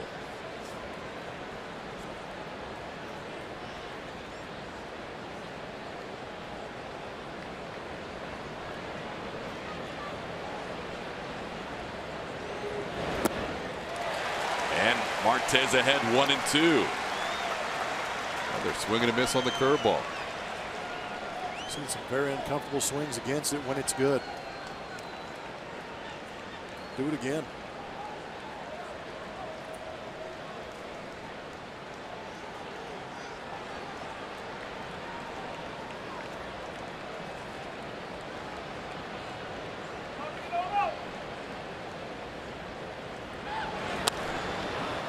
Foul out of play. It stays 1-2.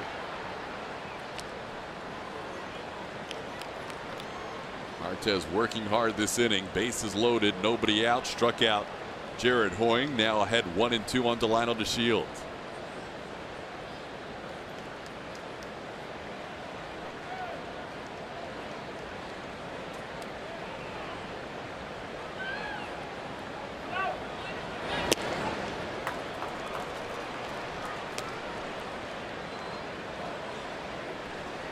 Still got good velo, and again, the high fastball. If you get the swing and miss on the chase, that's good news. If not, you still have an opportunity to throw that slider down and away.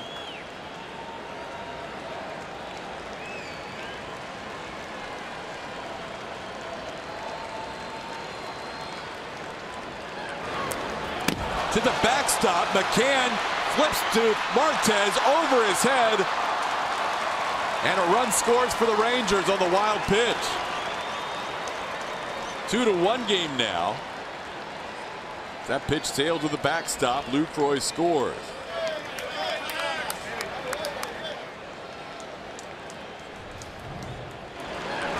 Not much McCann could have done right there. Just try to put himself in a good position for the flip. Martez a little bit slow getting to the plate on coverage. 2 flips on that play. Yeah, there were. So now the young 21-year-old has to regroup. Jersey is showing the signs of that flip at home plate. Astros will bring the infield in with second and third and 1 out.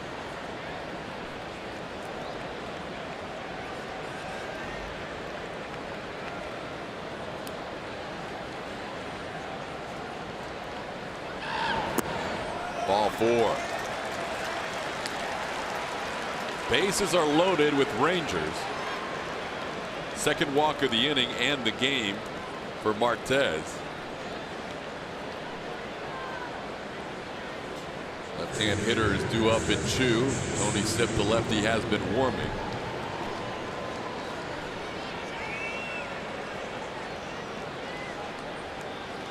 Also a lefty hitter on deck in Nomar Mazara.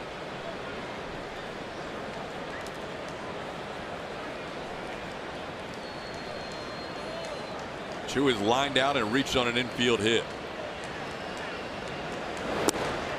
Strike 1.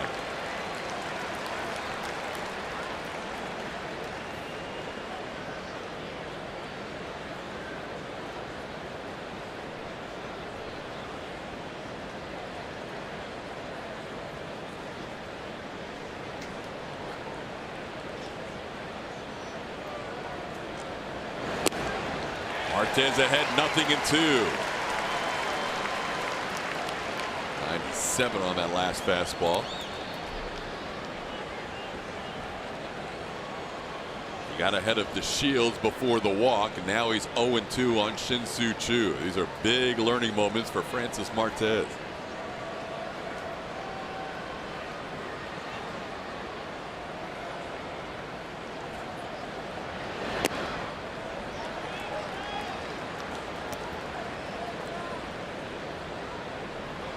The pitch count was in good order coming into this inning at 58, but 24 pitches in this fifth, just 1 out.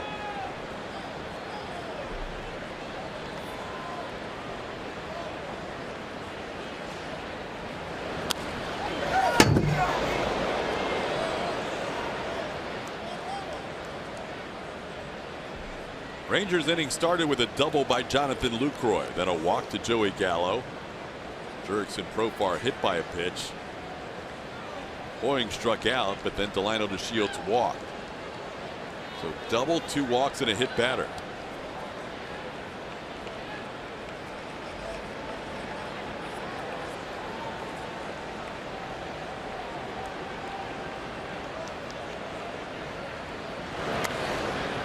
A little flare to third base, and there is Marwin Gonzalez to make the play in foul territory. And nobody advances. A big out again for Martez. Bases loaded with 2 outs. Pretty good pitch because he absolutely destroyed Chu. Keep talking about that kitchen. That is well up in it. Slider up and in and off the pine tar. Talk about a confidence boost. Here is a young man in his first major league start with the bases loaded, facing two of the Rangers' top left-hand hitters with a lefty warming up in the bullpen, and AJ said, "Go get him, kid." He's facing Nomar Mazara now with the bases loaded and 2 outs. Got Chu. Now he can see his way through the 5th.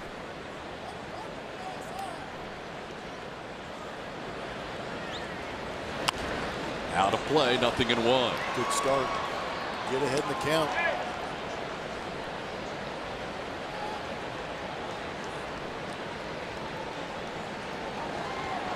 A lot of high leverage pitches in this inning for Martez.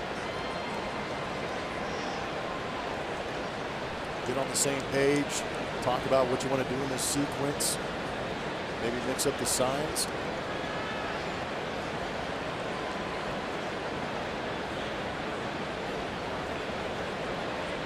Basically comes down to this batter for Martez. It could either be a really good first major league start, or it'll be a disappointing 5th inning for what was 4 really good innings.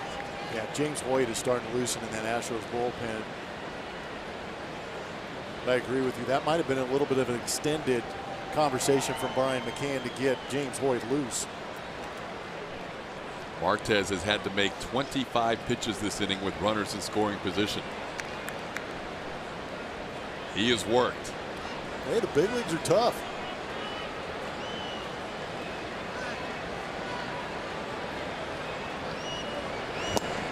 Nothing in 2.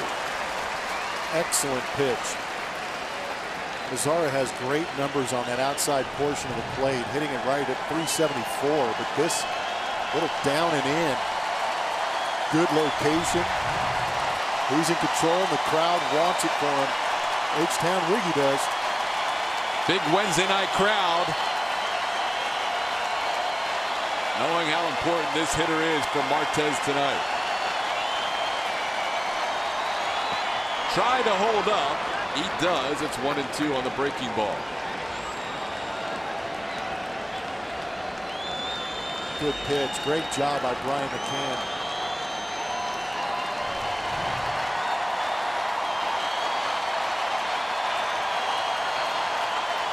Good call, but a great job by Brian McCann.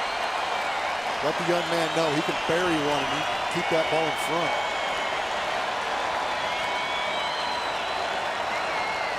Martez asked McCann to go back through the signs.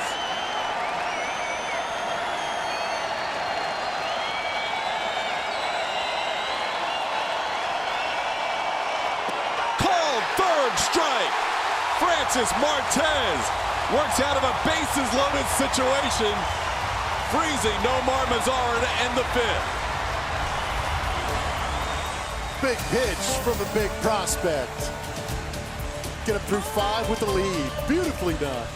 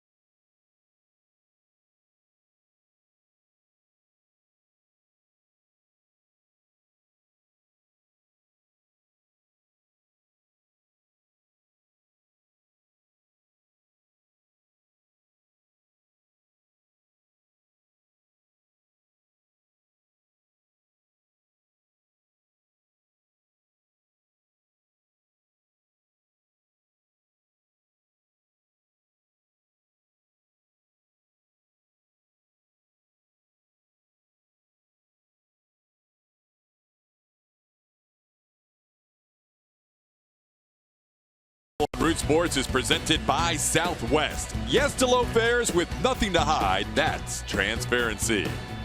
And by Jack in the Box. Come try the sweet or spicy barbecue bacon cheeseburger combo for only $4.99 for a limited time only.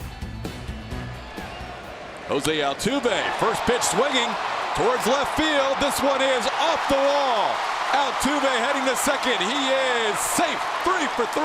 Jose Altuve.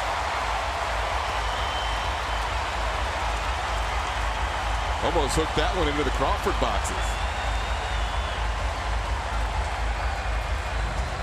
Get the head out. He did. Center cut fastball turns on him. You're right. A little more turn on that. Somebody in the Crawford boxes has himself a souvenir. Instead, he's in scoring position. But he doubles his exit velo with one swing. Altuve went back-to-back games without a hit for the first time this year. Now he's 3 for 3 after those back-to-back hitless games. Here's Carlos Correa. Correa with a single to right and 2 at bats. He takes a pitch for a strike, 0-1. Andrew Cashner has not thrown 100 pitches in any game this year. His high total on the season came against the Astros 2 starts ago at 99. With that in mind, the Rangers have bullpen action going in the 6th inning as Cashner's at 86 pitches.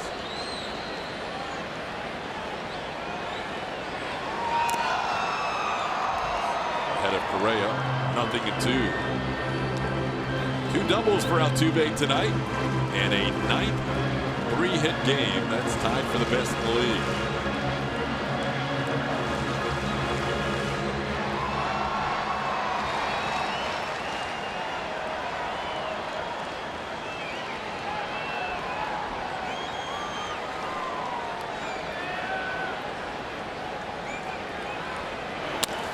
Right side base hit. Correa. He's now 2 for 3. Altuve to third. Love that base hit from the 3-hitter Carlos Correa. 2 strikes going the other way is easy for Carlos Correa, especially with this pitch.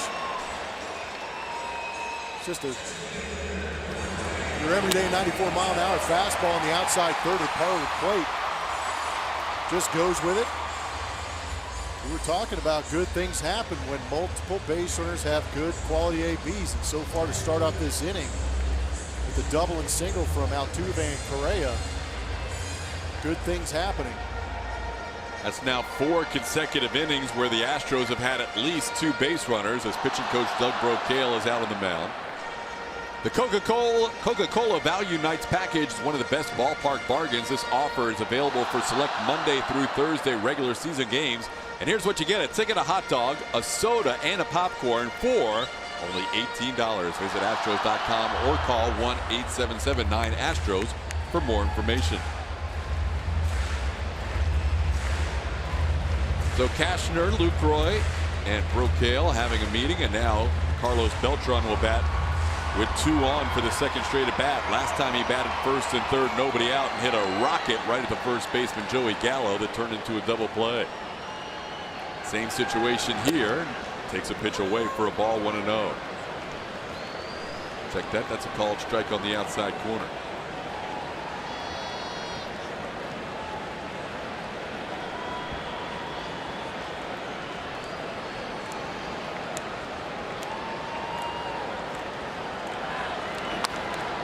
On the ground, foul. Cashner ahead, 0-2. Check out some of the outfield arms for the Texas Rangers. You're going to run on Delano Shields. They have to adjust that on Jared Hoying, considering what Gary Pettis did with Brian McCann, but Mazar's probably got the better arm out there in right field. Altuve is going to test every single one of them if he gets a fly ball to the outfield, I guarantee it. Yeah, Beltran does not have to hit the deepest of fly balls to score Jose Altuve, that's for sure.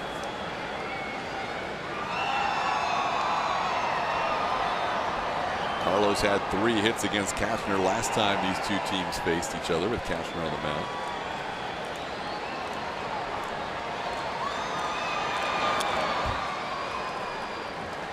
stays alive at 1-2.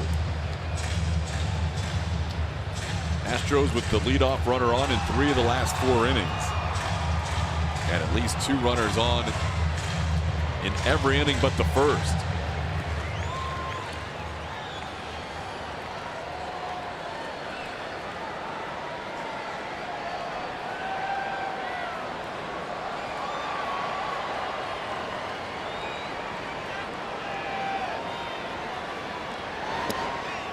Inside, 2-2.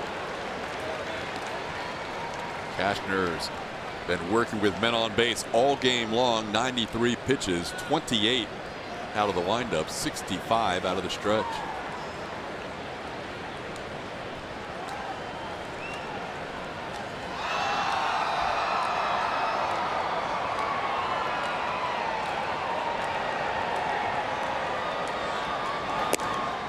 Three and two. Jeremy Jeffress has been warming. He's ready to go. Cashner's leash probably nearing the end of his night.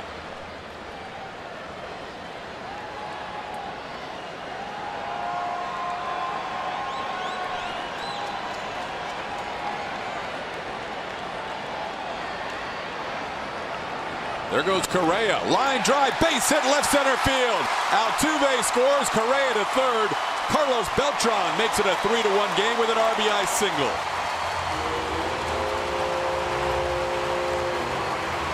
Solid piece of hitting by the veteran. Some good base running out there also. 3-2 count. Carlos Correa off with a swing.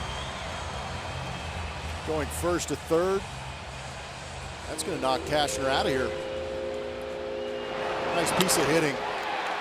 Again, the Astros not trying to do too much. This is very reminiscent of some road games where they get pitches on the outer third, just go with them. Cashner allowed 11 hits to the Astros in 6 innings his last start. Tonight, 10 hits in 4 innings. So the Astros continue to hit Cashner hard. We'll have a pitching change when we come back.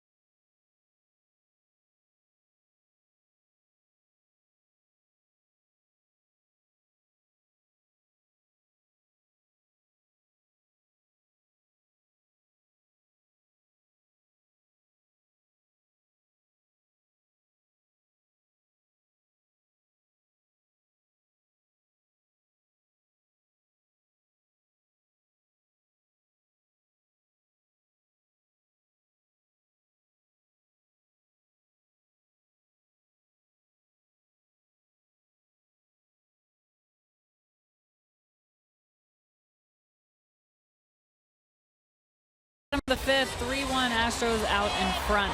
The Astros Foundation and Root Sports host the Astros Foundation charity game this Friday. Starting at 6 p.m., fans can purchase bags with autographed merchandise, 2017 game tickets, t-shirts, and more. Limited supplies are available at the game or online. Visit astros.com/charity-game to find out more. Todd. All right, that should be a fun night, Julia, as the Astros bat here in the bottom half of the 5th inning with a 3-1 lead. A couple of runners on and a new pitcher, right-hander Jeremy Jeffress. Saw him pitch the other night. He is very deliberate when he goes about his work. Throws 94 miles an hour, has a curveball and a split-fingered fastball. See if the Astros can take advantage of that whip. It's a lot of walks and hits per inning. He faced all 9 in the Astros lineup on Monday night, including Brian McCann, who he struck out looking. Faces McCann here and starts him off with a pitch a little bit up for a ball, 1-0. Astros got to Andrew Kashner for 10 hits in 4 innings plus 3 batters. Combined in his last 2 starts against Houston, that's 21 hits allowed in 10 innings.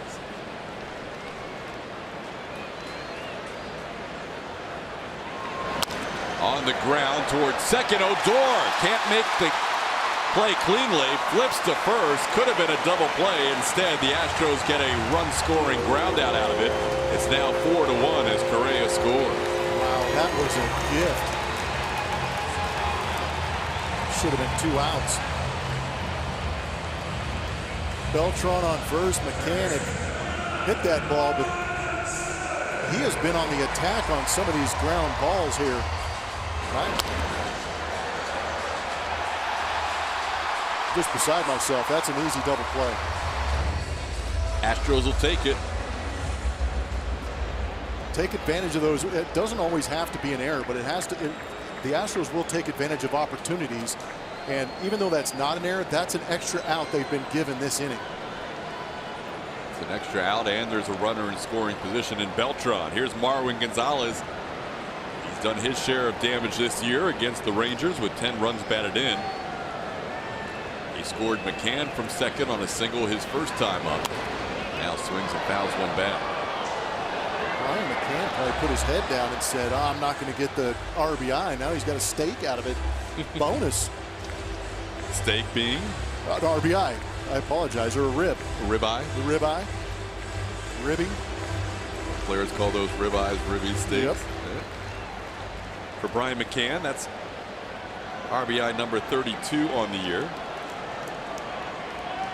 And you get another opportunity with a guy in scoring position because he didn't even get the lead runner.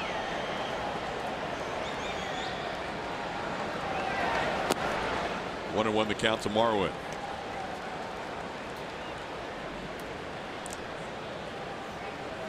Astros with a 4-1 lead have scored more runs in this game in the 5th inning.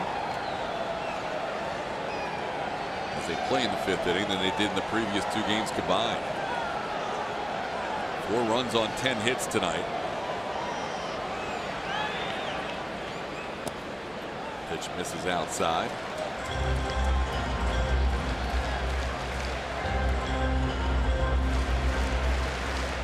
Four runs on 10 hits tonight. 3 runs on 9 hits the first 2 games combined.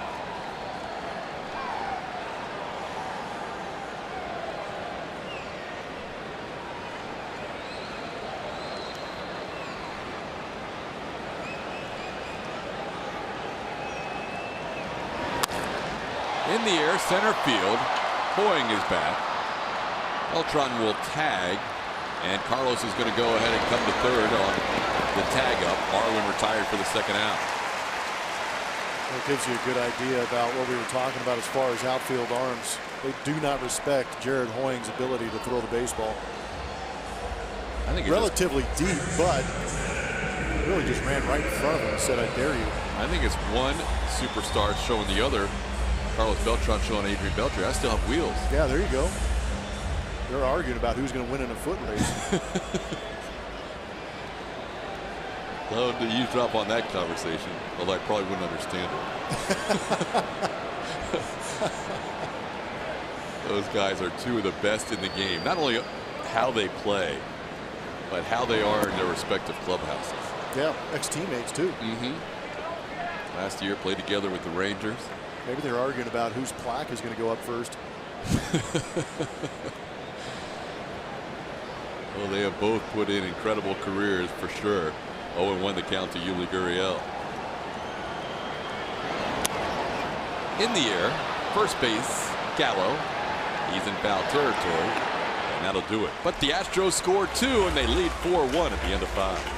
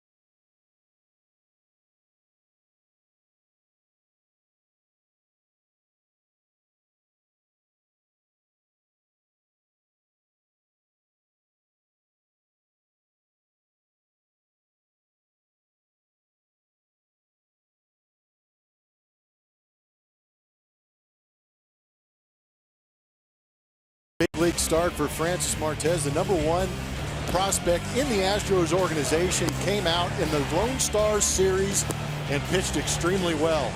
Had to labor a little bit in that 5th inning, but he eventually battled through it. It was fun to watch him go out there, establish that fastball early. We didn't see much of the changeup. He basically went to that breaking ball. We saw a lot of calmness until he got that last punch out of Nomar Mazara. How about the night for Martez? 5 innings, 7 punch outs.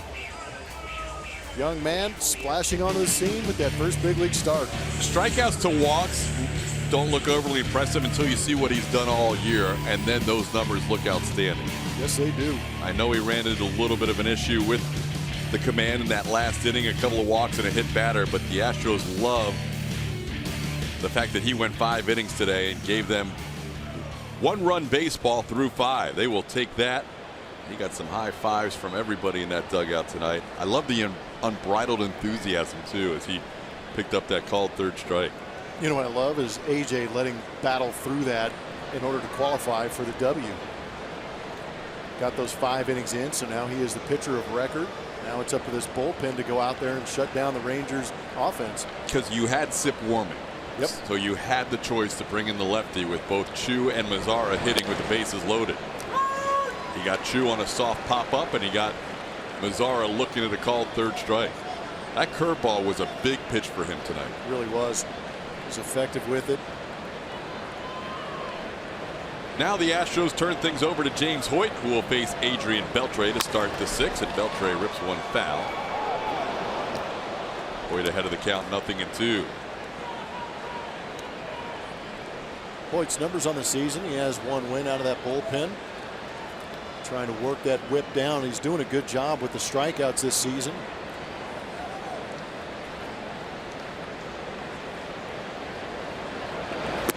And he gets Beltre on 3 pitches to start this inning. That was a good slider to get Adrian Beltre waving on the first out. It's good to see. We talk so much about that split-fingered fastball being effective to lefties, but it's really been that slider that's made James Hoyt that much more effective, pitching to both sides of the plate.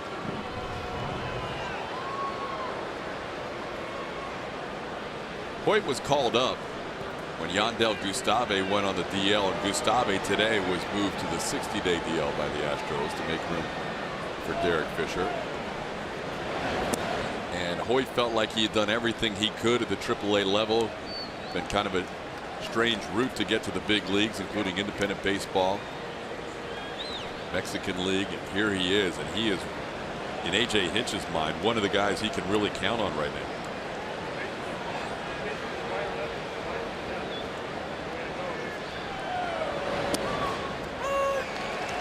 Odor didn't like that call, but it's 1-1. Rougned has struck out twice tonight.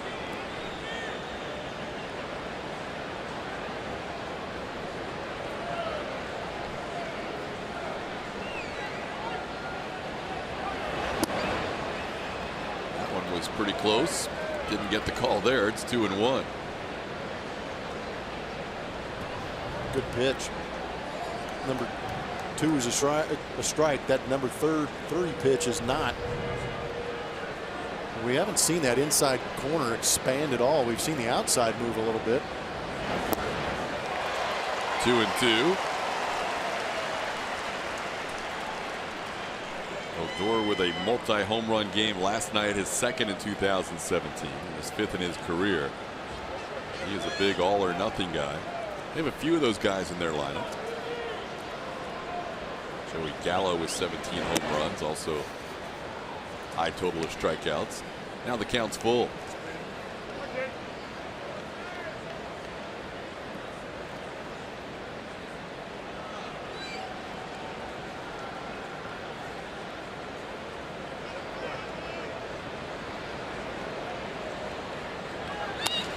On the ground, Altuve down to a knee, and there's 2 away. Enjoy big and bright Friday nights at every Friday home game. Come out early and enjoy Budweiser Happy Hour. Get rowdy in the Astros zone and cap off your night with the best fireworks in town. Visit Astros.com/Friday nights or call 1-877-9-ASTROS. Boston Red Sox in town this Friday. There'll be a special Father's Day theme to the Friday night fireworks this year. It's going to be a lot of power tool noises. Be some classic rock and some country music. Okay. On this Friday. On this each week's a different theme whenever they have Friday night fireworks. Sounds good to me. You enjoyed yourself. Oh yeah, I did. Post-game concert on Sunday. Sunday night, I got to go see Metallica. Nice. That was very nice. Just now got my hearing back. They were over at NRG. They were packed house. Loud. They played some of the new stuff, some of the old stuff. Put on an incredible show.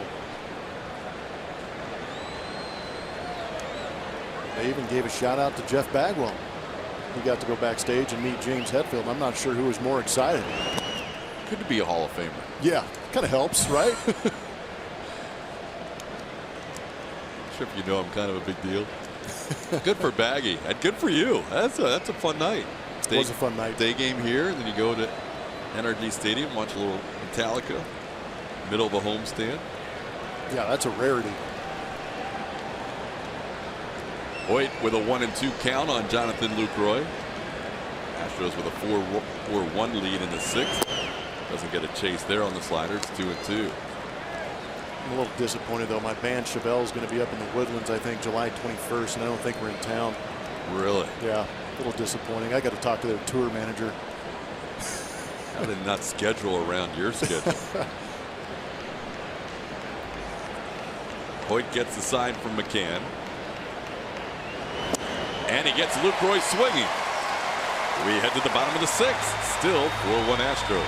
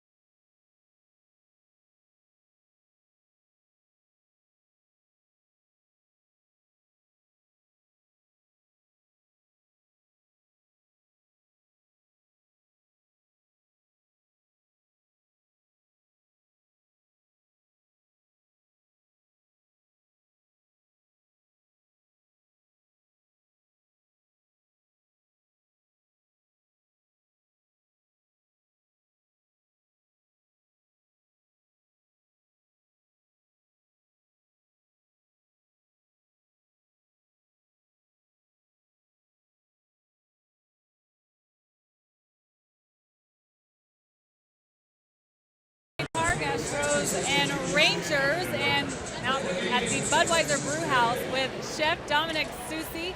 Big weekend series coming up for the Astros with the Red Sox coming in town, and you've got a specialty food item. What do you got? We have the lobster tail corn dog going on this weekend in the Boston series at the Budweiser Brew House here in center field, for open for all fans in the stadium. This is the, what you said, the lobster tail corn dog. And this is split into two, but these are huge lobster tails, you said. Correct. This one's cut down a little bit, but it's going to be a 4-ounce cold water tail that's got a corn dog batter. We're doing a little bit of lemon zest in the batter and everything else, so it has that little lemon citrus flavor. And we're serving it with a Cajun remoulade. And I mentioned where we were. We're at the brew house, but that's anyone can walk up and order this, right? Correct. General admin tickets. Anybody's welcome down here. Try one because I need to. I'm gonna get a little dipping. What am I dipping it in? A little Cajun remoulade, some lemon, some blackening seasoning. Mango.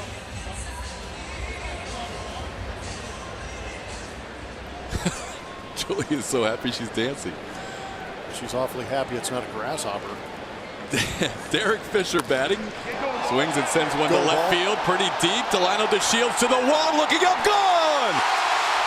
First hit in the major leagues. It's a home run.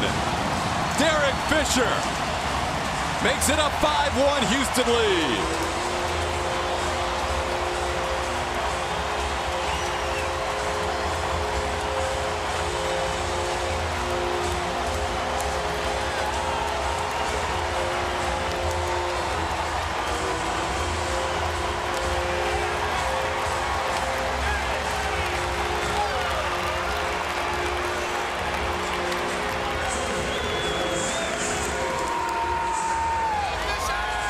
Had 16 home runs in the Pacific Coast League, and in his first game as a big leaguer, hits one opposite field. Welcome to the club, Derek Fisher. What a great moment for that young man. Called strike. First hit, first home run. Get it all out of the way early. First RBI. He had a 3-0 green light his first at bat. I love the deep breath. That deep breath basically said, did that just happen? Back-to-back attempts. Marisnick. Yes! Jake Marisnick into the first row of the Crawford boxes. And the Astros lead 6-1 on back-to-back home runs.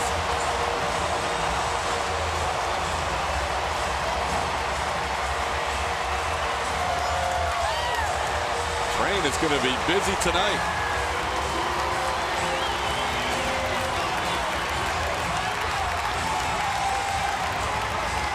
They were pesky early on. Now they're going yard.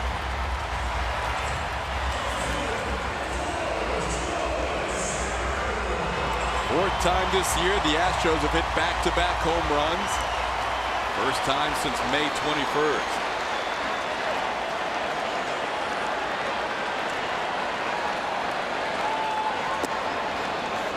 Springer takes a pitch for a ball, 1-0.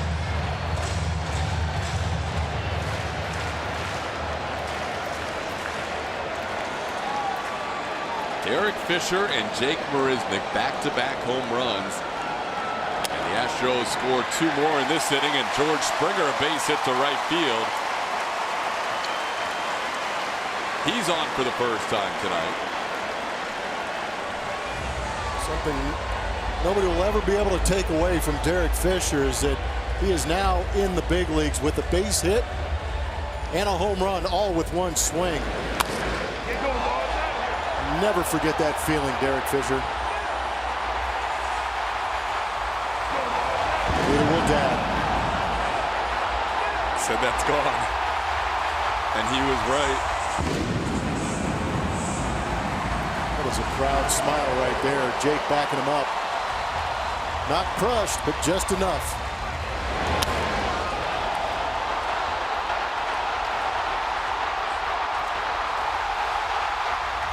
Good job by the fan not reaching over. When Fisher got his 3-0 green light, he hit a high fly ball to left field. So we have seen him twice tonight.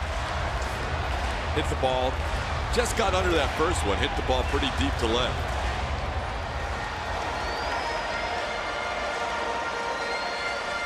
What a way to get yourself comfortable in the big leagues. You come up to a team with guys like Beltran, McCann. You're replacing a guy on the roster, Reddick, who's been around a number of years. The young stars like Springer and Altuve and Correa, just trying to fit in, and now he fit in pretty well with a home run. What gets lost in all of this is that Julia gets to have the rally lobster tail from now on instead of rally grasshoppers. She couldn't be happier. Hey, up and into Altuve, and that hits him on the elbow.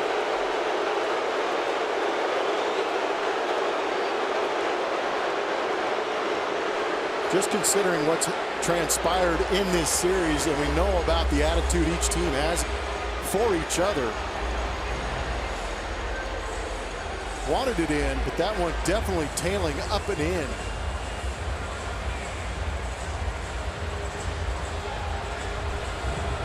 Not sure if there was intent, but if you make a mistake after a home run, base hit, and you throw at the best hitter in baseball, you're going to get some boos. Understandably so. Jeff Bannister comes out to get his reliever, Jeremy Jeffress.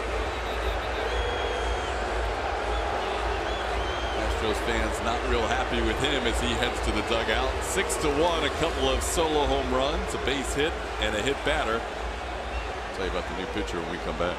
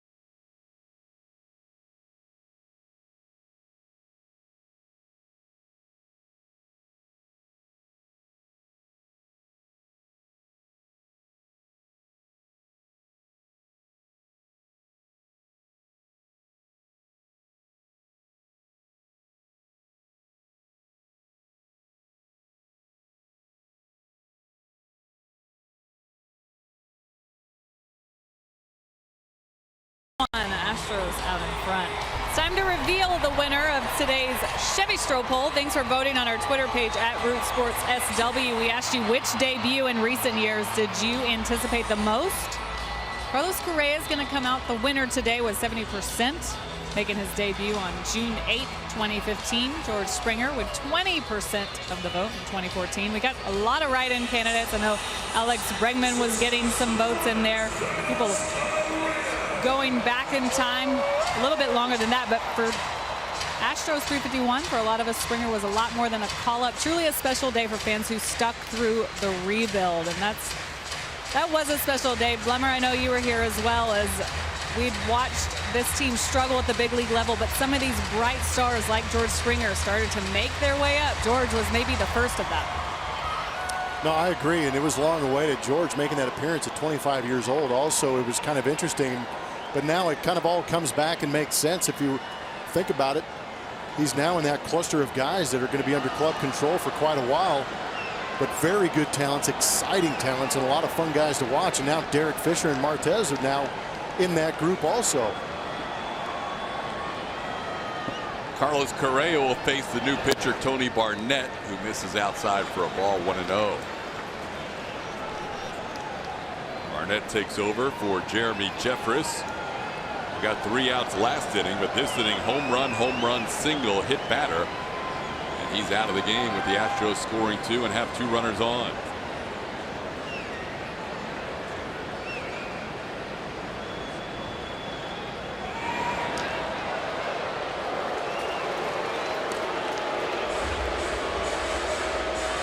You think about tonight, if the Astros maintain their lead, you have the possibility of one belt going to a guy who made his first major league start, and the other belt going to a guy who played in his first major league game. You're telling me Beltran hasn't gotten a rookie player of the game belt?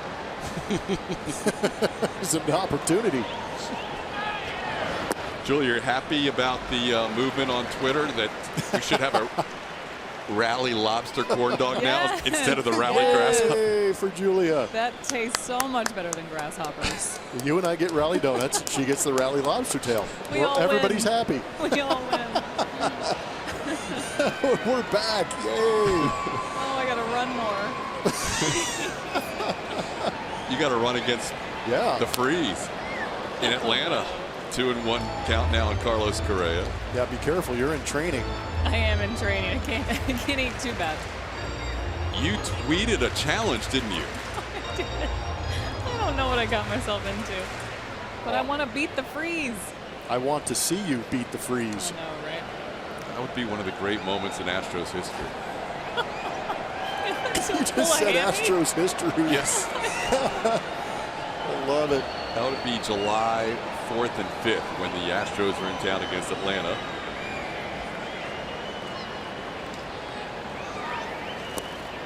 Barnett misses with a breaking ball, and now Correa in a hitter's count at 3-1.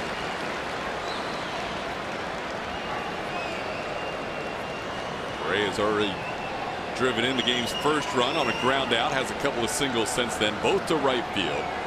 Last time just trying to move the runner along and ended up with a base hit. It was a great at bat with an 0-2 count.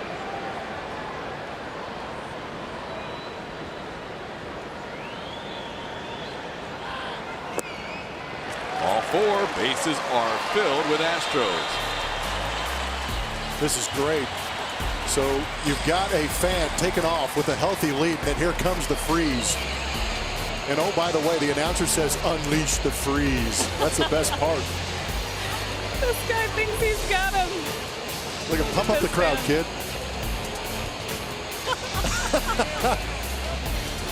Oh, then he takes a dirt nap at the end of it. The freeze is undefeated, correct? Yeah. Nobody's beaten the freeze. No. So Julia, undaunted by that video, has laid down the gauntlet. Not scared. I have 3 or 4 weeks to train and prepare myself for this race. Yeah, don't be a skirt. I love that attitude. Swing and a miss by Beltran with the bases loaded in the infield in. So stay tuned. We're trying to make it happen July 4th and 5th. If anybody from the Braves. You know how you get Julia to win that? You say loser has to eat a grasshopper. I know. That's a great idea. Extra incentive. That could be the greatest moment in Astros history or the most embarrassing moment of my life. Either way. It's a wide swath of possibilities. We look forward to that hopefully happening. Tony Barnett with the bases loaded, nobody out. Astros leading 6-1. Beltran's already knocked in a run tonight, batting with the bases full. He has had a lot of runners on for him tonight. He had first and third, nobody out in the third, first and third, nobody out in the fifth. And now bases loaded, nobody out in the sixth.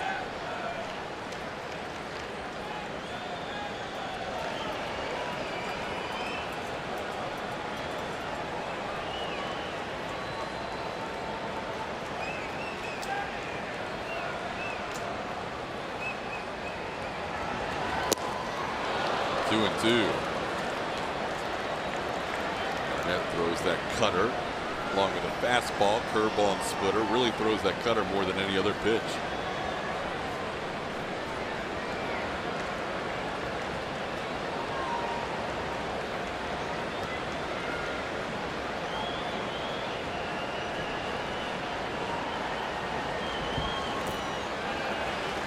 In the dirt, and now the count's 3-2. Beltran, the veteran that he is, knows he can zone one up here with Barnett dealing with the bases loaded and nobody out. Derek Fisher started this inning. 23-year-old from Rexmont, Pennsylvania, hit a home run in his first major league game.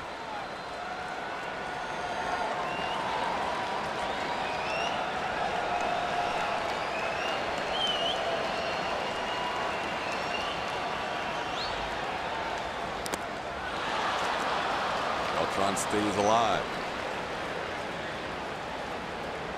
Oh, Jonathan Lucroy on the foot.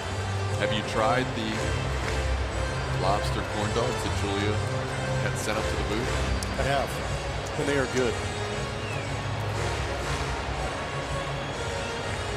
I don't mind that being our rallying. Yeah, right? Food item. I think we've earned it. Not quite as much as Julia, but we've earned it. Thank you to Chef Dominic Susi for sending that up to us. He always hooks us up. Good stuff. Glad he doesn't do sushi. That'd be a tough tongue twister. 3-2 grounded foul. Or how about when he was a sous chef? Ooh, yeah, a lot of possibilities there. Barnett takes over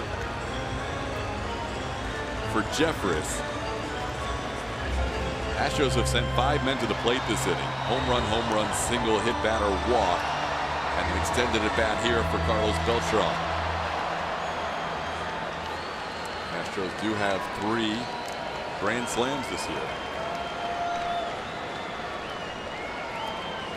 Marlins got one against the Rangers. Out in front.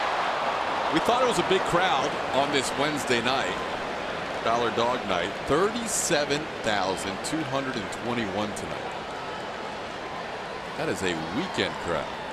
Yeah, it is. School's out. Pink Floyd, 1-0. Set you up for that one.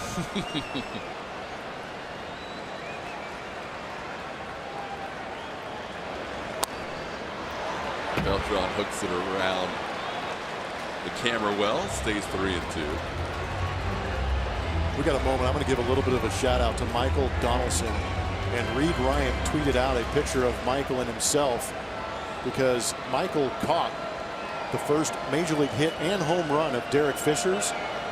And he's shaking his hand saying, "Thank you for giving it to Derek Fisher." Well done, Michael Donaldson. Absolutely. Nice job, Michael. 10th pitch of the at-bat. Bounces in there. Bases loaded walk. Astros lead 7-1. That's George Springer trots home.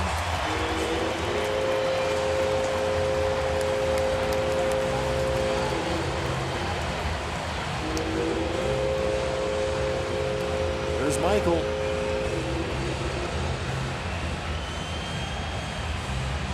Big moment, and he knows it. Caught the home run by Derek Fisher and was good enough afterwards to give it back to the young man who will get it after this game. Sometimes the initial ball that a rookie gets is not the actual ball. Sometimes you get it mocked up with a misspelling. Oh, I've had that happen to me. Yeah, my first hit was in Montreal, and they immediately took it in the clubhouse. And I was extremely excited about it. And I had a baseball that was painted half red, half blue. And I got my hit off Matt Clement, and they spelled it Matt Clemente. And it was a double, and they said it was a single. I got an RBI on it. It said no RBI. I mean, it was butchered. And I was like, guys, you got to be kidding me. But as a rookie, it's hard to speak up on something like that, right? Well, immediately I went into full deflation. I was like, dude, you got to be kidding me. This is going to look terrible on the mantle.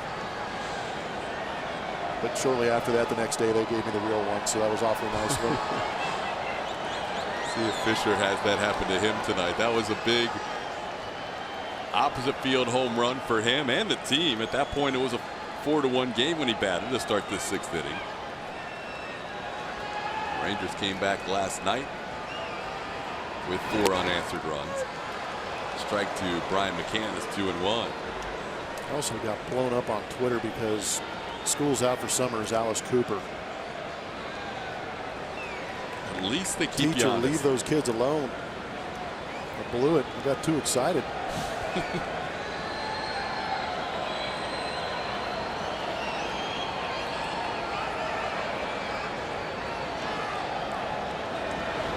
Teachers leave those kids alone, Pink Floyd. Yeah. I just got. Oh, you had to go back. Yeah. You had to go back. I got you. Yeah. 2-2 the count to Brian McCann. That's the beauty of social media. Yeah. Everybody's right. And if they aren't, they're going to let you know. 2-2 the count to McCann. Astros have sent 6 men to the plate this inning, have not been retired.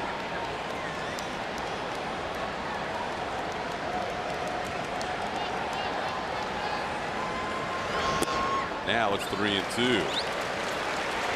Brian McCann, speaking of grand slams, has 11 career grand slams.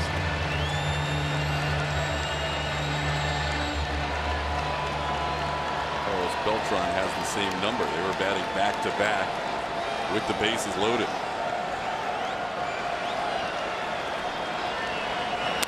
Line drive, base hit, right field. 1 run scores, holding at third, Correa. Altuve crosses the plate with the 8th run. McCann an RBI single, his 2nd run batted in of the night. And the Astros keep the train moving.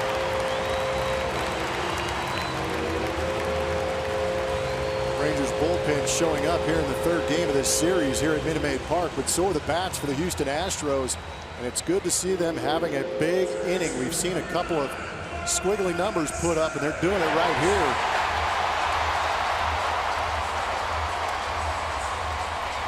It's good to see. Altuve scoring his 3rd run of the game. And a guy who already has a home run against the Rangers with the bases loaded at Minute Maid Park this year. At the plate, Marwin Gonzalez hit a slam against Keone Kela on May 2nd. He was trying to right there, wasn't he? And for me, it all goes back to how the ABs started against Cashner. Really not trying to do too much, working counts, making him pitch deep. Cashner, normally a guy who can go deep into games. Tonight lasted just 4 innings plus 3 batters. That's his shortest outing of the year.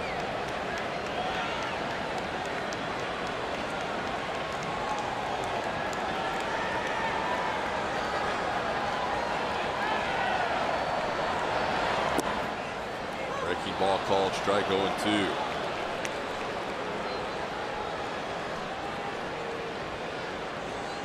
All 4 runs this inning charged to Jeffress. All 3 runners on board. The responsibility of Tony Barnett.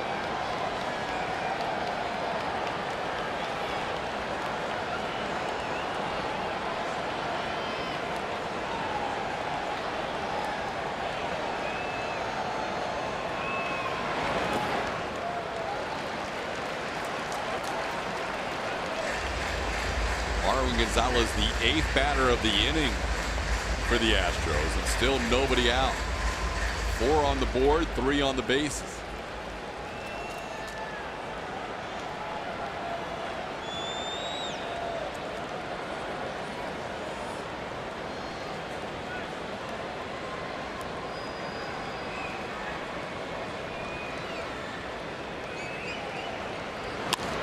Up the middle, base hit, Gonzalez.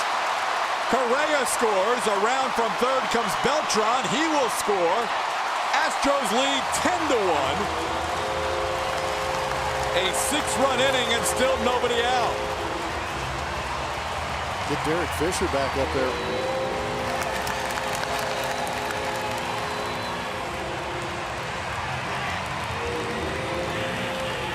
That's going to be the end of the night for Tony Barnett. He faces 4 batters, does not retire any.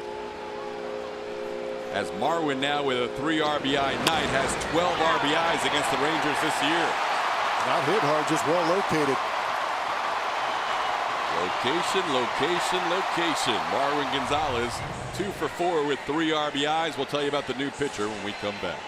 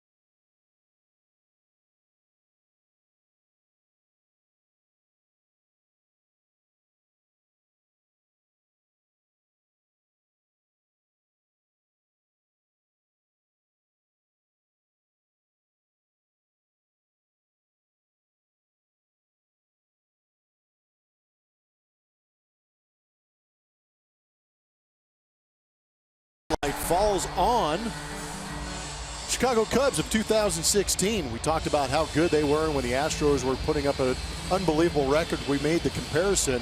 How about a very good team having a very tough stretch? Through the first 67 games, they were 47-20.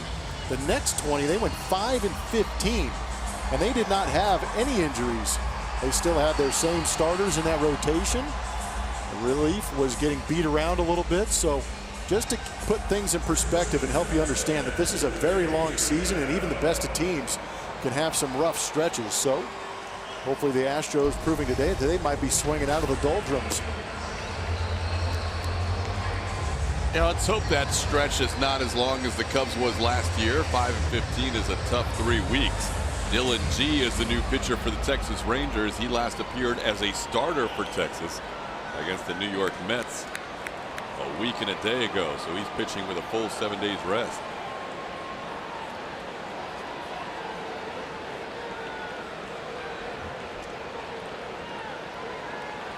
First batter he will face is Yuli Gurriel, the 9th hitter of the inning. First and second, still nobody out. G with a called strike, 0-1. Yuli 2 for 3 tonight.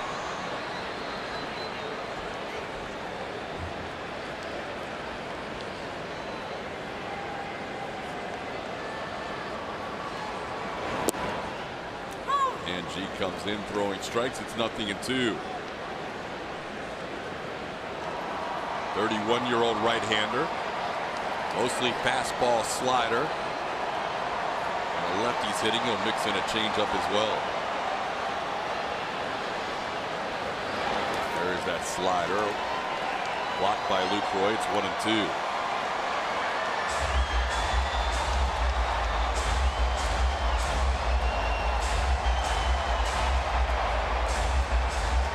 He was a non-roster invitee this year in spring training. After signing a minor league contract with the Rangers over the winter.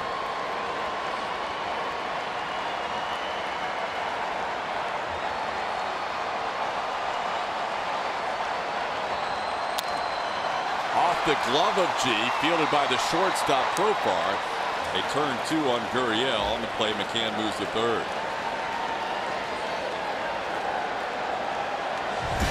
Tonight's Steel Power player is Derek Fisher, making his debut for the Houston Astros in the big leagues.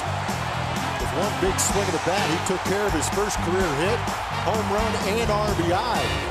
Much to the delight of fans, father in attendance. And you know it's a welcome party after you hit a home run here in Houston.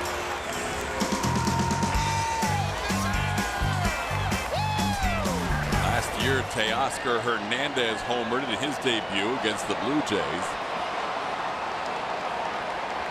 Derek Fisher doing the same here against the Rangers. Swings and misses at the first pitch from Dylan G. Fisher has been on base twice in his big league debut. He has walked and hit a home run. He's also flied out to left on a 3-0 pitch.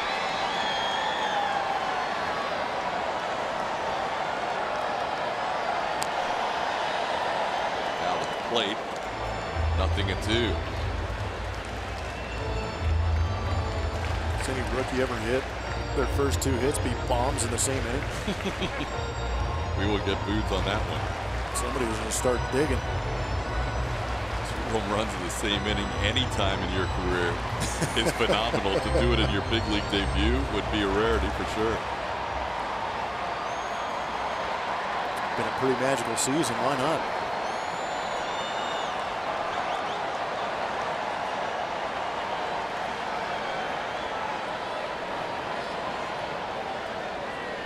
Fisher wearing number 21. We saw before the game wore number 77 in spring training. Nobody wore 21 for the Astros last year. It's not bad when you could go from the O-line to the running back. Yeah, LT, Danny Tomlinson, amongst others.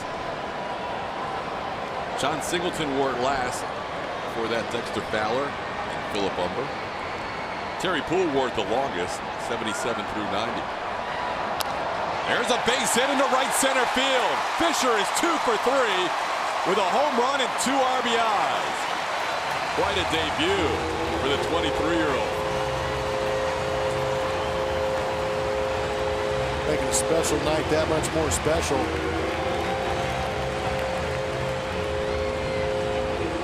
First multi-hit game of his career.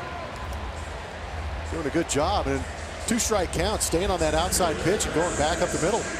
That was probably where Dylan G wanted that pitch. I agree. It was a changeup down and away. And not only did he make contact with it, he hit it into right center field for an RBI. First multi-RBI game, too. First multi-RBI game. I've already played 2 games in my head, I think.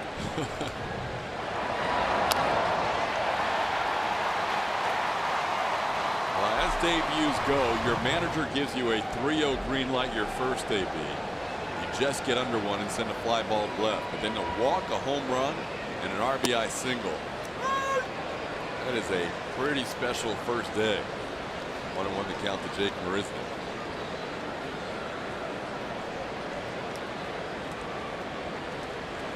th man to hit in this inning for the Astros. They've scored 7. It'll be tough for any inning this year to match what happened in Minnesota when the Astros scored 11 in the 8th inning. And that came at Target Field.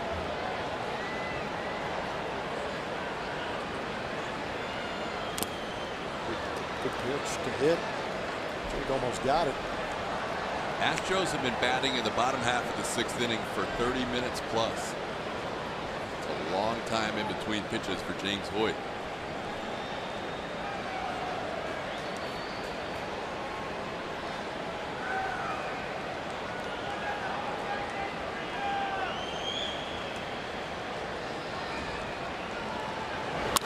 That ball's driven, but it's hooking foul. Marisnik bidding for back-to-back home runs. Oh, man. It's loud.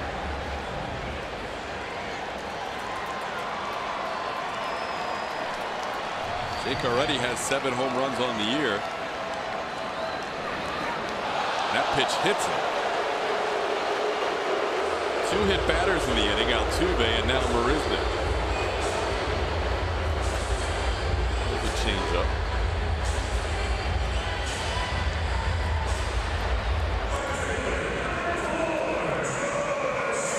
So now the 12th man to the plate is George Springer.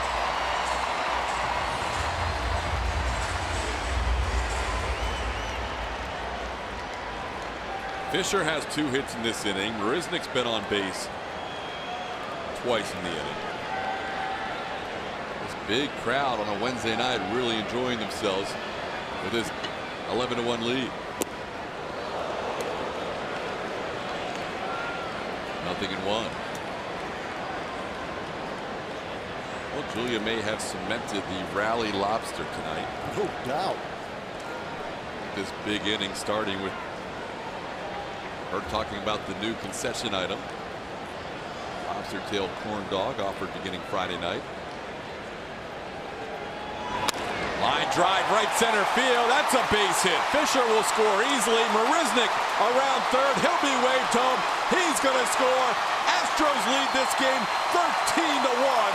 A 9-run inning.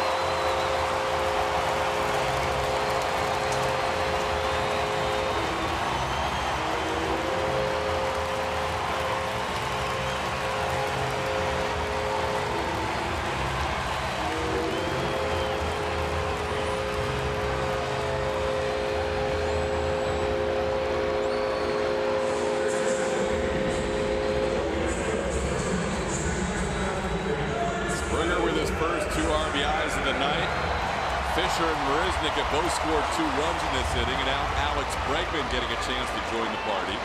He will pinch hit for Jose Altuve. 3-hit night for Altuve, was also hit by a pitch and scored 3 runs. In case you're concerned, when he was hit by a pitch, it was right along the elbow guard, and he showed no signs of any ill effects from that hit by pitch. I think this is just a 13-1 game, giving him a few innings off. No, I completely agree. But one swing right here, Alex, could tie that run total you were just talking about in Minnesota. 11-run 8th inning at Target Field this year. The Astros have 9 this inning. Bregman down in the count, 0-2.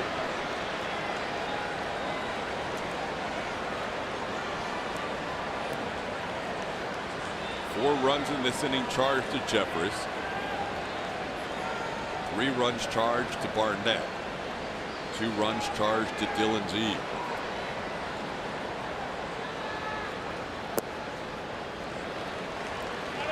Thirteenth man to the plate.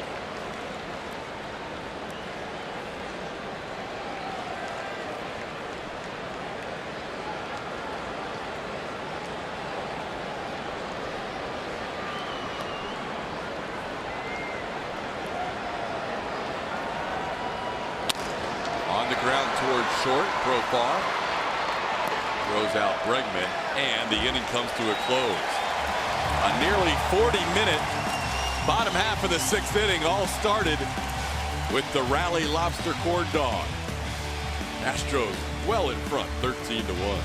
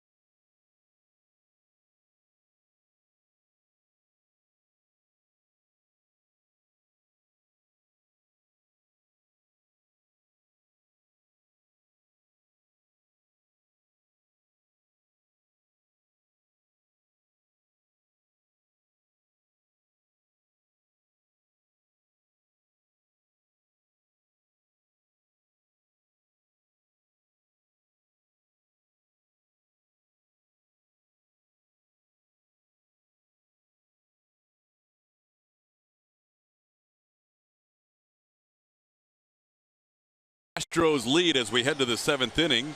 Tonight's game summary is brought to you by the DeMontron Auto Group. It's a fun box score to look at. Yeah, there's some healthy numbers getting padded up right there. And they're not the Rangers bullpen. So the Astro numbers just getting dominated right there. Biggest one is Derek Fisher. Solo home run, single, a walk, 2 RBIs. Altuve on 4 times tonight. He's now out of the game. Marwin Gonzalez moves from third base to second, and Alex Bregman stays in at third. Derek Fisher had 2 hits in the inning in his big league debut. That is a rarity. As Hoyt misses. James Hoyt had to wait from 1 pitch in the top half of the 6th inning to a pitch in the top half of the 7th inning. Final out of the 6th to the first pitch of the 7th. Almost 40 minutes. Well, he didn't get word that BP started at 9:30. There are hard cages for hitters to stay loose, and occasionally, don't know if that happened with Hoyt because he's been used excessively, but occasionally during a pitching change in a very long inning, a pitcher will at least toss a couple just to stay warm. 1-1 the count to Gallo. He sends one deep to center field. Marisnik goes all the way back, looking up, and this ball's over the batter's eye. Onto the Budweiser party deck. First time we've seen one go up there this year, as Gallo hits a monster shot, his 18th of the year. The guy who swings and misses a lot, he didn't miss that one at all. There's a guy with a big hat up there that was not expecting a home run to come his way. It's funny.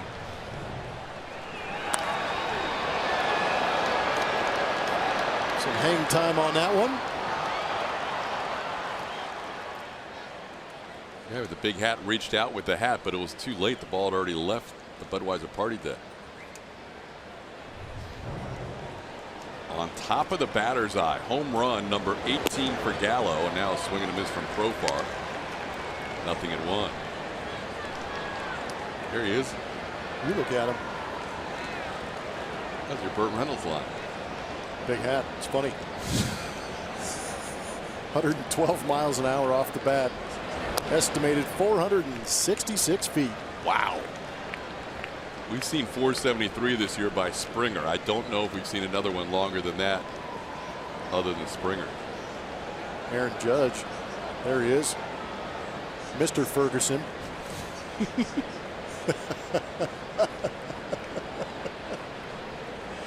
0-2 to Profar. Well, the good news is it's still 13-2. As Hoyt misses inside for a ball, it's 1-2.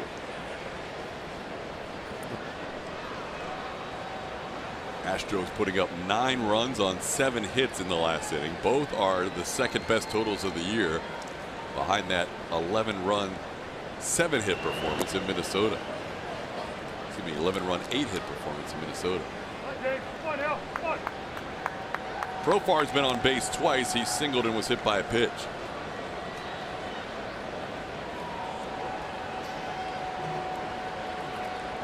Just in case Hoyt is not sharp in this inning with that long delay, Tony Sipp is up and throwing once again for the Astros.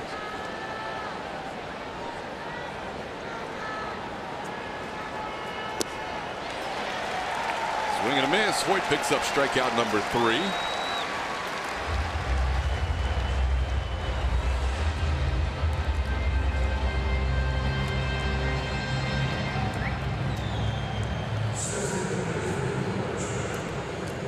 One out, base is clear. Jared Hoying, the batter.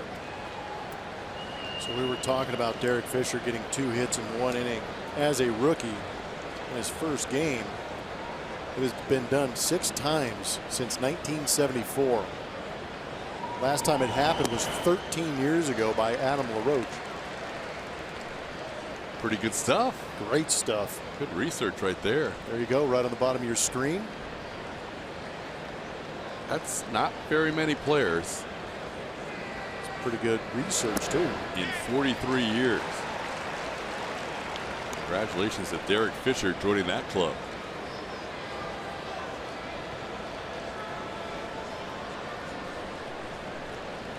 Oh, and 2 the count to Jared Hoying. All the dirt, it's 1-2.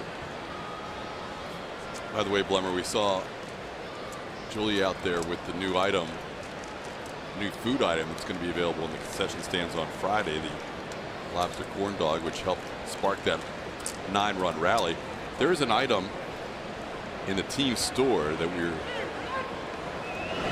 brought the attention to by Director of Retail and Merchandising Tom Jennings. He's calling it the hottest item he has ever seen in the last 10 years.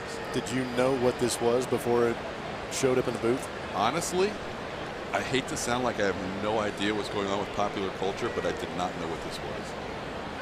You need to hang around my family more often, because I've got 4 girls and I have seen these fidget spinners in the house. I mean, They actually did it with skateboard trucks back in California with zip ties. So this is fancy. it's a really nice item. They go for $10 in the team store. Only available in the team store. The Astro logo. This is a ball player's fidget spinner right here. That's your fidget spinner? Yeah. Just pick it, grab it, you know, slam it down. The original. And now the new this. school. And how was your family when you brought these home? It's TBD. Oh, they haven't seen them yet.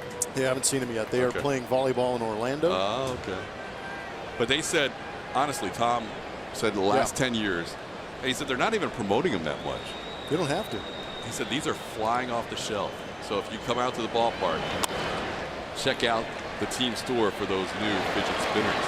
The line on the Shields thrown out by Carlos Correa. 7th inning stretch time at Minute Maid Park, 13-2.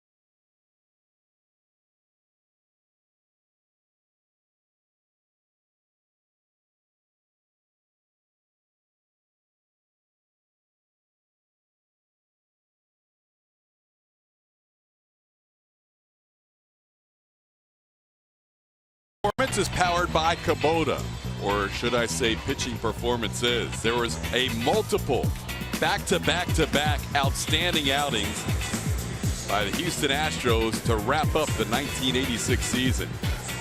Jim Deshaies, a complete game two-hitter after striking out the first 8 Dodgers he faced. Then he turned the ball over to Nolan Ryan.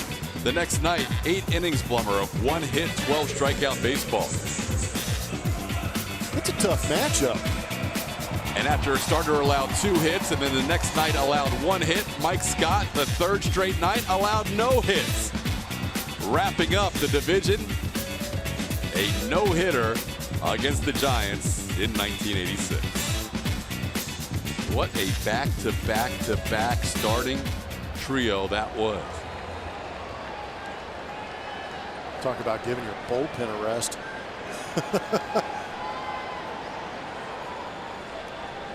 Here's Carlos Correa to lead off the inning.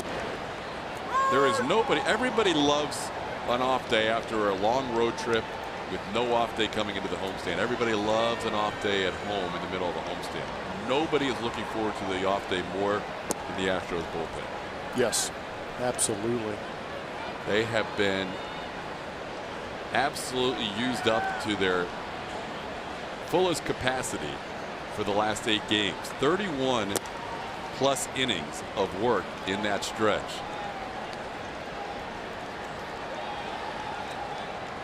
And they just have to get through 2 more innings tonight in a 13-2 game. Correa leads off after the Astros sent 13 men to the plate in the 6th inning.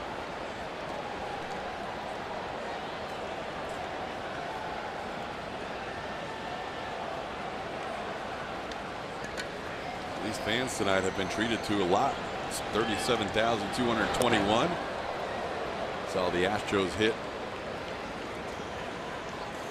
a home run from a rookie in his first major league game. Followed that up with back-to-back home runs by Jake Marisnick. Also got to see a 9-run inning tonight. Got to see Altuve reach base 4 times and score 3 runs. Also got to see Francis Martez get a chance to win his first major league start. Martez very excited after the 5th inning when he came out of that game with a 2-1 lead. All 3rd strike. Correa goes down looking. Last 12 games, the starters win 9-1. The batting average against a .47, 82 punch outs in 78 2/3 innings. And in those 78 2/3 innings, they only allowed 39 hits. That's unbelievable. Yeah, less than a hit every 2 innings. You know, great for the Astros, but how about being the opposing offenses going into the offseason? Dwell on that for about 4 or 5 months before spring. Julia? Well, talking about that series, going back in time with Alex Trevino, who was a Dodger and faced Deshaies that day. You know, Trevino's up there calling games in Spanish for the Astros. There he is. I asked him about the 8 strikeouts to start the game. So he immediately goes back like he's playing in that game, talking about how nobody wanted to be the one to bunt that day. But he was also so mad because Deshaies didn't throw hard. And he was also talking about how the lighting in the Astrodome wasn't very good. It was really funny to listen to him because he became a player again in that moment, just thinking back to what that day was like. A frustrating series for sure as he looks back on it. But, you know, he also caught a lot of the Astros, too, when he played for the Astros. And he said when you played in the Astrodome that often, you got used to the way it looked and the way it felt. So maybe you hit a little better then. But great stories with Alex. After 8 consecutive strikeouts in Deshaies' game, Larry C. pinch hit for the pitcher and then broke that streak up. I think you mentioned that last night. 8 punch outs in the first time through the order, and then finishes with 10. They were swinging at the first pitch every time they went up after that. Speaking of pitch counts, tonight is the 43rd anniversary of one of the craziest pitch counts you'll ever hear. Carlos Beltran swings and misses. Dylan G with a couple of strikeouts here in the inning. June 14th, 1974. Nolan Ryan was dealing against Louis Tiant, pitched 13 innings. And this is on a pitching coach's clicker because they didn't count pitches back then, but it seems to have been verified multiple times. 235 pitches thrown. In a 19 strikeout, 10 walk, 13 inning performance, 235. Really? It doesn't make any sense. And Louis Tiant pitched into like the 13th inning or so of that game as McCann chops one towards second. In the shift, it's going to be a shortstop to first, ground out. We're through 7, 13-2.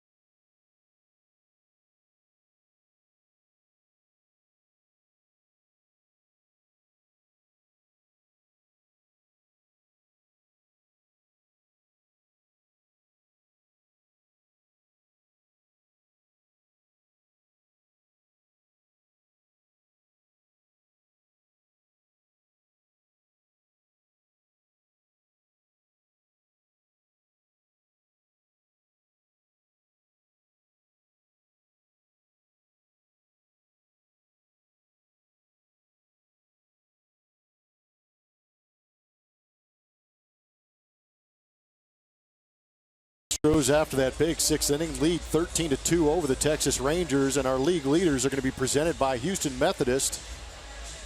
Most bullpen innings since June 6th, and this is not a leaderboard the Astros want to be on. Starting rotation roughed up, and a lot of the innings piling up for that bullpen, backing up guys in the latter part of the rotation. 31 2/3 innings behind the Orioles and Pirates. And when you consider that those 31 2/3 obviously count everybody that came in out of the bullpen, but don't count Dion Diaz who had to start a game. Which was an emergency bullpen start, basically. That was a bullpen day for sure. And he went 2 2/3 innings in that game. Now they're looking to Tony Sipp here in the 8th inning, as he comes on to face the 2, 3, 4 hitters in the Rangers lineup. Sipp on in place of James Hoyt, who went 2 innings. Francis Martez 5 innings of 1-run baseball. Hoyt retired 6 of the 7 batters he faced, allowing a Joey Gallo home run over the batter's eye to straightaway center. And now Tony Sipp. So this lead holds. Martez will pick up a win in his first major league start, and Derek Fisher will have a home run in his first major league appearance. Chu 1 for 3 on the night, infield hit.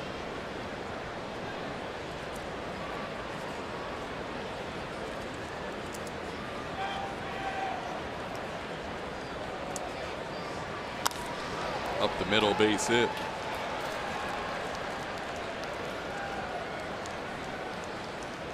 I don't know if you saw it on Twitter. Sometimes I get a chance to take a peek. The jersey that used to be Dexter Fowler's 21. Yep. Fan has changed it. With just changed a couple letters. A couple letters in the second, third, and fourth letters, and now you go from poultry to fish. Nicely played. Sorry about it. No, it's good. I wasn't really apologizing. Fowler to Fisher. Here's Nomar Mazara. Well, it's nice to have a laugher after the Astros had lost 6 out of 8. Ball is fouled into the upper deck. This is a Texas Rangers team that had gone 5-0 on a road trip to Washington and Houston. They kind of felt like they were playing with house money tonight. Fortunately, the Astros took care of business with a 9-run 6th inning. Still 6 outs to go, but a big 11-run lead.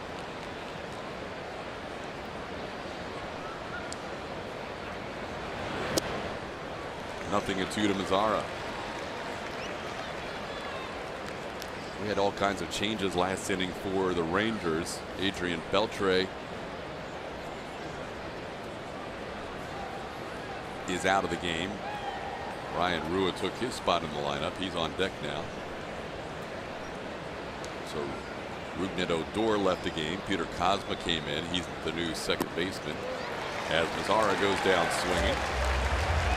Out number 1 here in the 8th.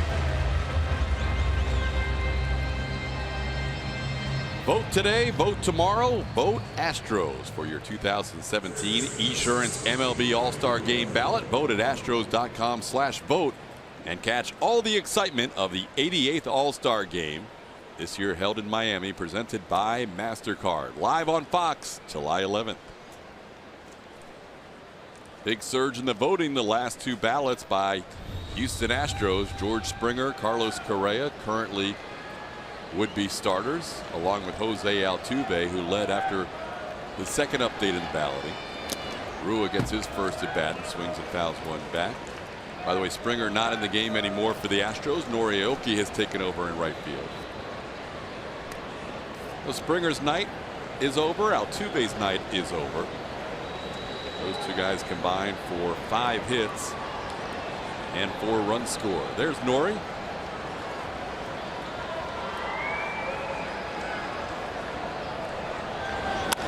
On the ground. Nice stop, Bregman. They get the force at second. Turn in time. What a double play.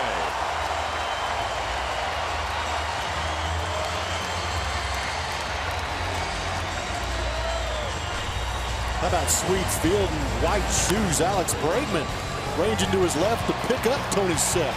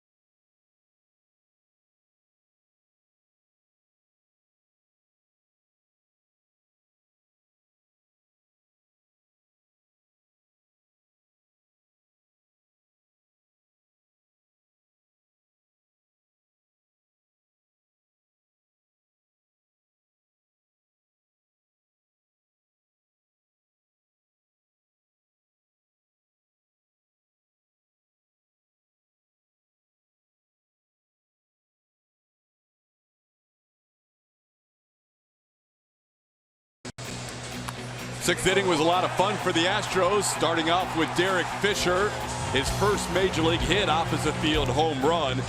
It would last 13 batters in total. Jake Marisnick followed with back-to-back home runs. 4th time this year the Astros have hit back-to-back home runs. Brian McCann would make it a 8-1 game with an RBI single. Marwin Gonzalez would drive in 2 more.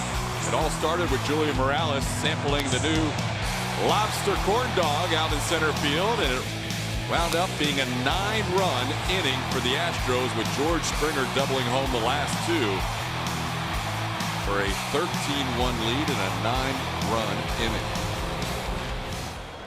Thumbs up. Well done. And we'll get to see Derek Fisher hit one more time in this game. He's due up third in this inning. Marwin Gonzalez, a 2-for-4 night with 3 runs batted in. Takes a strike. Marwin hitting right around 400 on the season against the Rangers with 12 runs batted in. Astros trying to improve to 7-3 against Texas this year.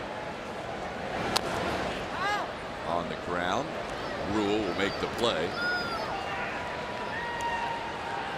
Or did they say foul ball? Foul ball was called.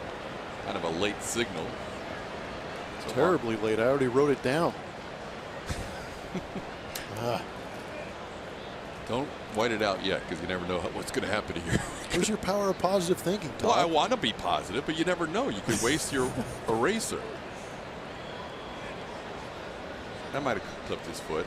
Jeff Bannister wants to have a word with Manny Gonzalez. Yeah, I'll take your word for it. Marwin kind of played it like it did, or not.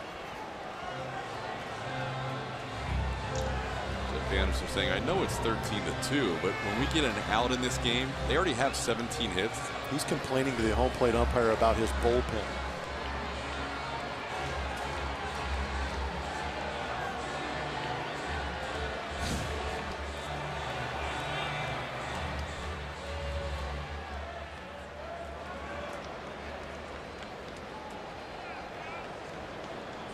Well, Marwin gets another chance. All right, go ahead and erase it if you feel it. Well, if you feel better. you yelled at me, number one. He just hooked the ball foul towards first base. You want me to write that down? You can't take that back. I just purchased all this new, like, I don't even know what this is. It's like whiteout tape. Your green pen's been getting a workout tonight. Nice, yeah, we're back. I had to reload after that road trip. There's a line drive. Now you can white it out. Base hit into center field from Marwin Gonzalez. Gonzalez' 3rd hit of the night. He's a leadoff base runner in the 8th. That's not going to make Jeff Bannister happy. He wasn't convinced that Marwin did not ground out to first base, and then turns out in this AB, Marwin gets a good pitch to smash to center field, and Hoying took an interesting route. He's actually pretty lucky that he kept that ball in front. Bannister and Manny Gonzalez are having a running conversation here. It's been a very polite way of putting it. It's been a fun night for the Astros, not the way the Rangers wanted to wrap up their road trip. Here's Yuli Gurriel. Fouls went out of play.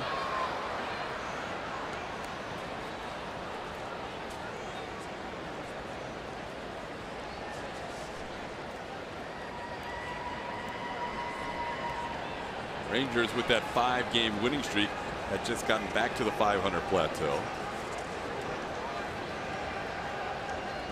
They were last there at 24-24 and started tonight 32-32. Astros looking for their 45th win. Gallo with a short hop makes the play on Gurriel. That moves Marwin Gonzalez up to second base,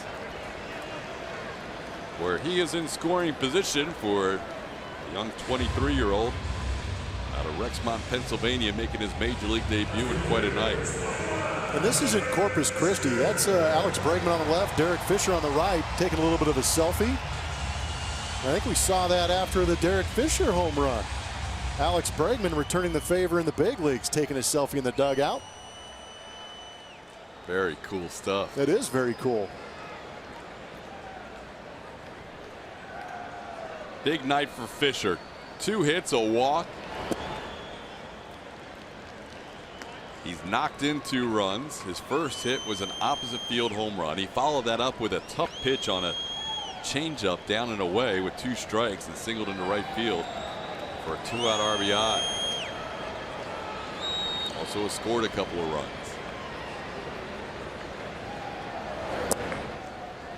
Down and in, 2-0. Well, Blummer, we said sometimes when your offense is going poorly, you could use any kind of spark. And in this case, Fisher was a nice addition to this lineup tonight. Not saying that's why they scored 13. But any change in the lineup, a new face, fresh breath of air can change things around. Definitely can. And you use whatever you can throughout the course of the season. We keep talking about how long the season is, and it can drag a little bit. But it's not dragging right now for Derek Fisher because he is getting an opportunity in the show. Sometimes that does rub off a little bit.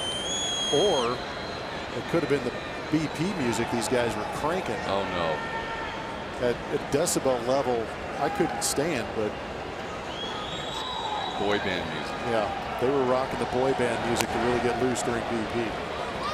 You know what happens when you do that and you score a lot of runs and you win?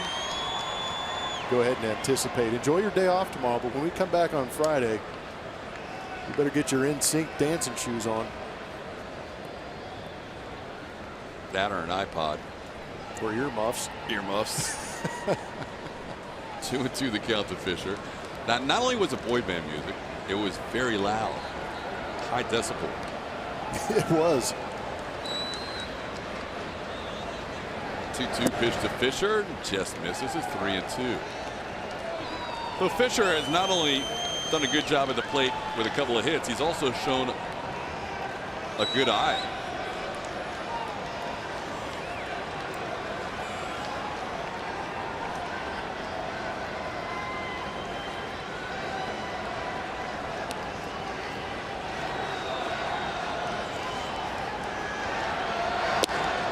Ball 4. Fisher is on for the 4th time tonight. The Astros road ahead is driven by DeMontronRV.com. Starting probables in that Red Sox series after the day off on Thursday. Friday, Saturday, Sunday, you're going to see Mike Fiers pitching extremely well in his last 3 starts, going up against lefty Drew Pomeranz. Then it's going to be Cy Young Award winner Rick Porcello, followed by another Cy Young Award winner and David Price, going up against David Paulino and Joe Musgrove, respectively.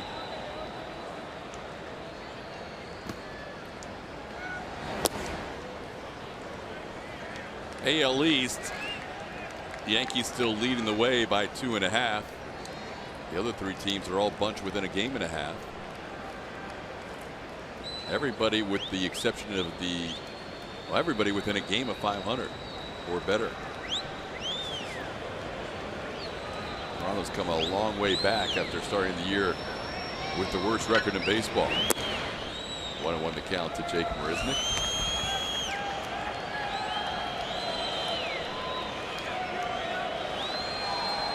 The Yankees are playing in Anaheim tonight, and they lead the Angels 4-3.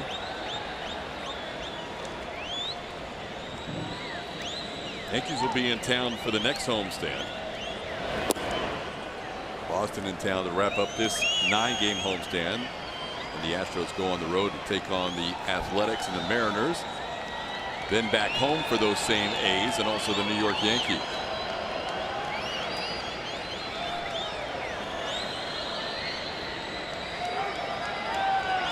Marisnick batting for the 5th time tonight.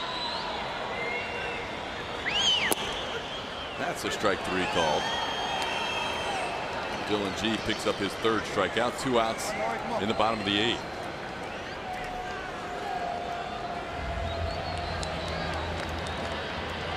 Orioles will get his first at bat.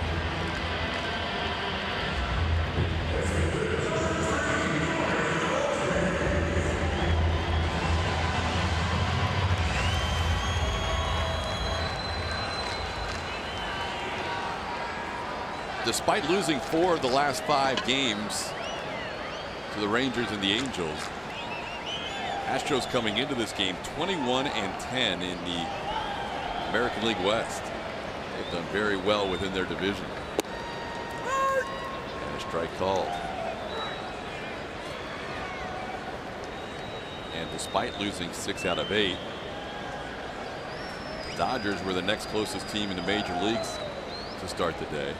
They were 3.5 games behind the Astros record of 44-22. Called strike 0-2. Dylan G came on with nobody out in the 6th inning. He's trying to work 3 innings. He's at 54 pitches. But again, he was stretched out in his last outing as a starter.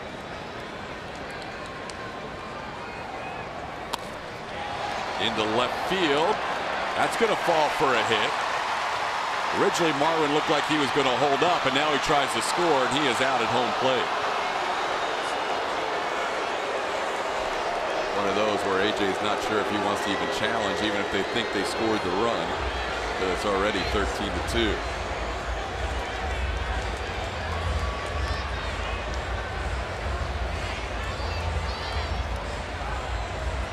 That's going to end the inning. We head to the ninth.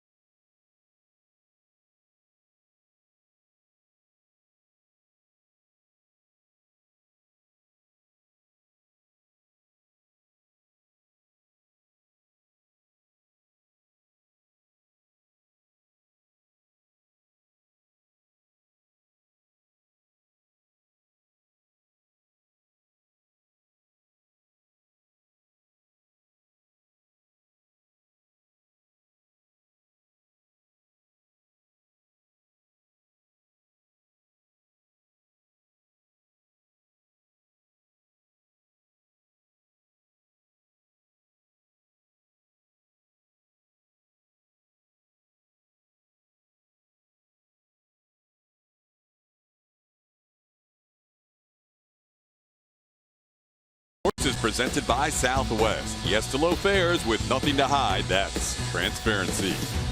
And by the original light beer, Miller Lite. Hold true. On we go to the ninth inning. Big lead for the Astros. But also looking to get Ken Giles a little work in this game as he comes on with the Astros up 11. Yep, just getting some work in. Keep that arm fresh. Keep that release point good. Look for him to power that fastball in there. If he gets a chance for a strikeout, you know what he's going to throw. It's going to end up being that slider. Giles last pitched on Saturday, so working on 3 days rest with the off day tomorrow. Don't want to give him too much time in between outings. So he'll face Pete Kozma, first batter in the ninth inning. Kozma's first at bat as he took over for Rougned Odor a couple of innings ago. Fouls one back to the screen.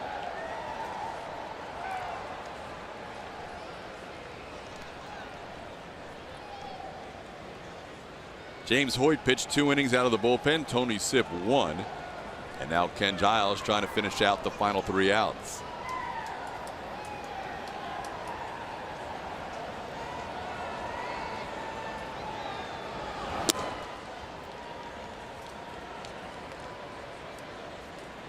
Astros will all enjoy a day off tomorrow.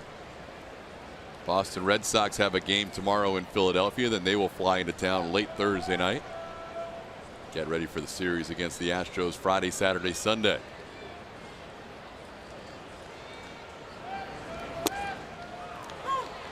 And it's 1-2.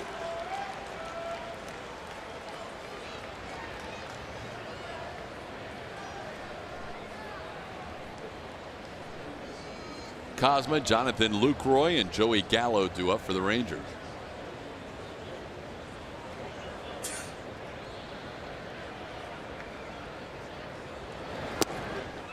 Called strike. That's a strikeout for Giles. Astros pitcher is racking up strikeouts again tonight. Good pitch from KG. Don't waste any time. Just throw that power slider. Get him looking. That is 13 strikeouts for Astros pitching tonight.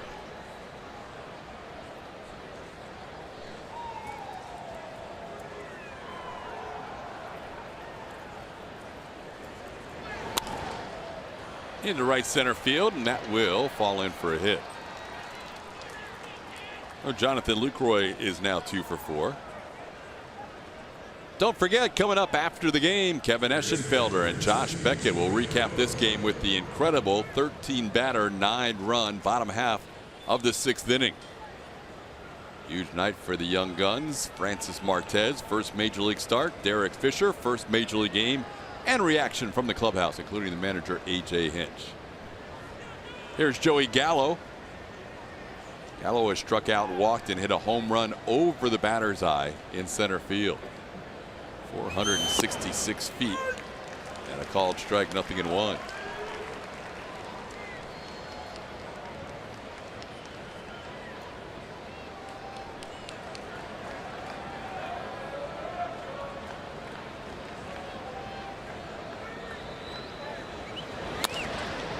Another one towards center field. Marisnick back again. This time he has the play. The front of the warning track. Makes the play for out number 2. Mentioned Boston has a game tomorrow night in Philadelphia. Chris Sale will pitch in that game. So fortunately the Astros missed that left-hander in that series. They may see him towards the end of the year when they return to Boston the final 3 games of the season. 2 outs, runner on, and Jurickson Profar is the last batter for the Rangers here, down to their last out.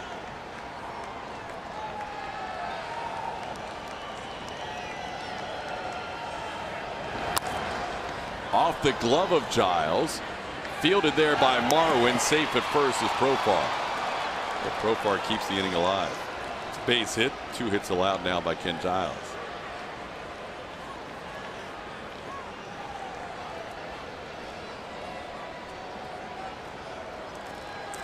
Long way to go between now and the final week of the season, but the Astros end on the road with 3 in Texas, then 4 in Boston.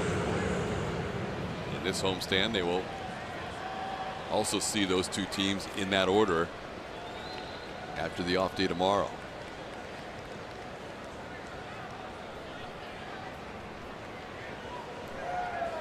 Jared Hoying has struck out 3 times tonight.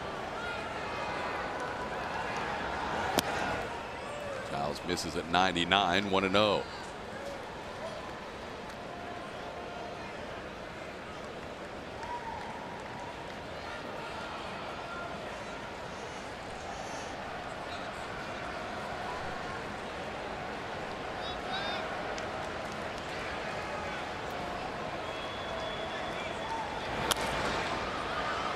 That'll head towards the crowd.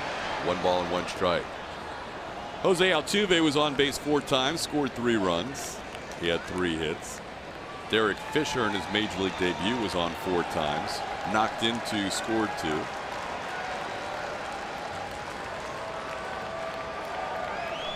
Carlos Correa reached base 3 times. George Springer drove in a couple of runs. Marwin drove in 3 runs. And now Giles 1 pitch away with a 1-2 count on Hoying. It's been a fun night. 37,221 was the attendance. Some have left after the Astros jumped out to that big lead. Ken Giles trying to finish the night right here. He got him. Astros win 13-2. Astros salvage 1 game in this 3-game series. We'll enjoy the off day tomorrow and then welcome in the Boston Red Sox on Friday. Big night for the rookie in his big league debut, Derek Fisher. Our players of the game is brought to you by Academy Sports and Outdoors, and the reason we gave it to 2 guys is because it's a night of firsts. First career start for Francis Martez, also ends up being his first career win, battling through that 5th inning, getting the confidence of A.J. Hinch. And then it was Derek Fisher's turn, going Oppo Taco for that first career hit, first career home run, first career RBI. He also came back around in that inning and collected his 2nd hit. So now he's got that first multi-hit, multi-RBI game out of the way too. Exciting young man to see here in the big leagues. Exciting young man in that dugout right now for the Houston Astros also. First major leaguer since Adam LaRoche, 2 hits in an inning in a big league debut. Derek Fisher had a huge night. Sure we'll hear from him amongst others as we get ready for the postgame show right around the corner.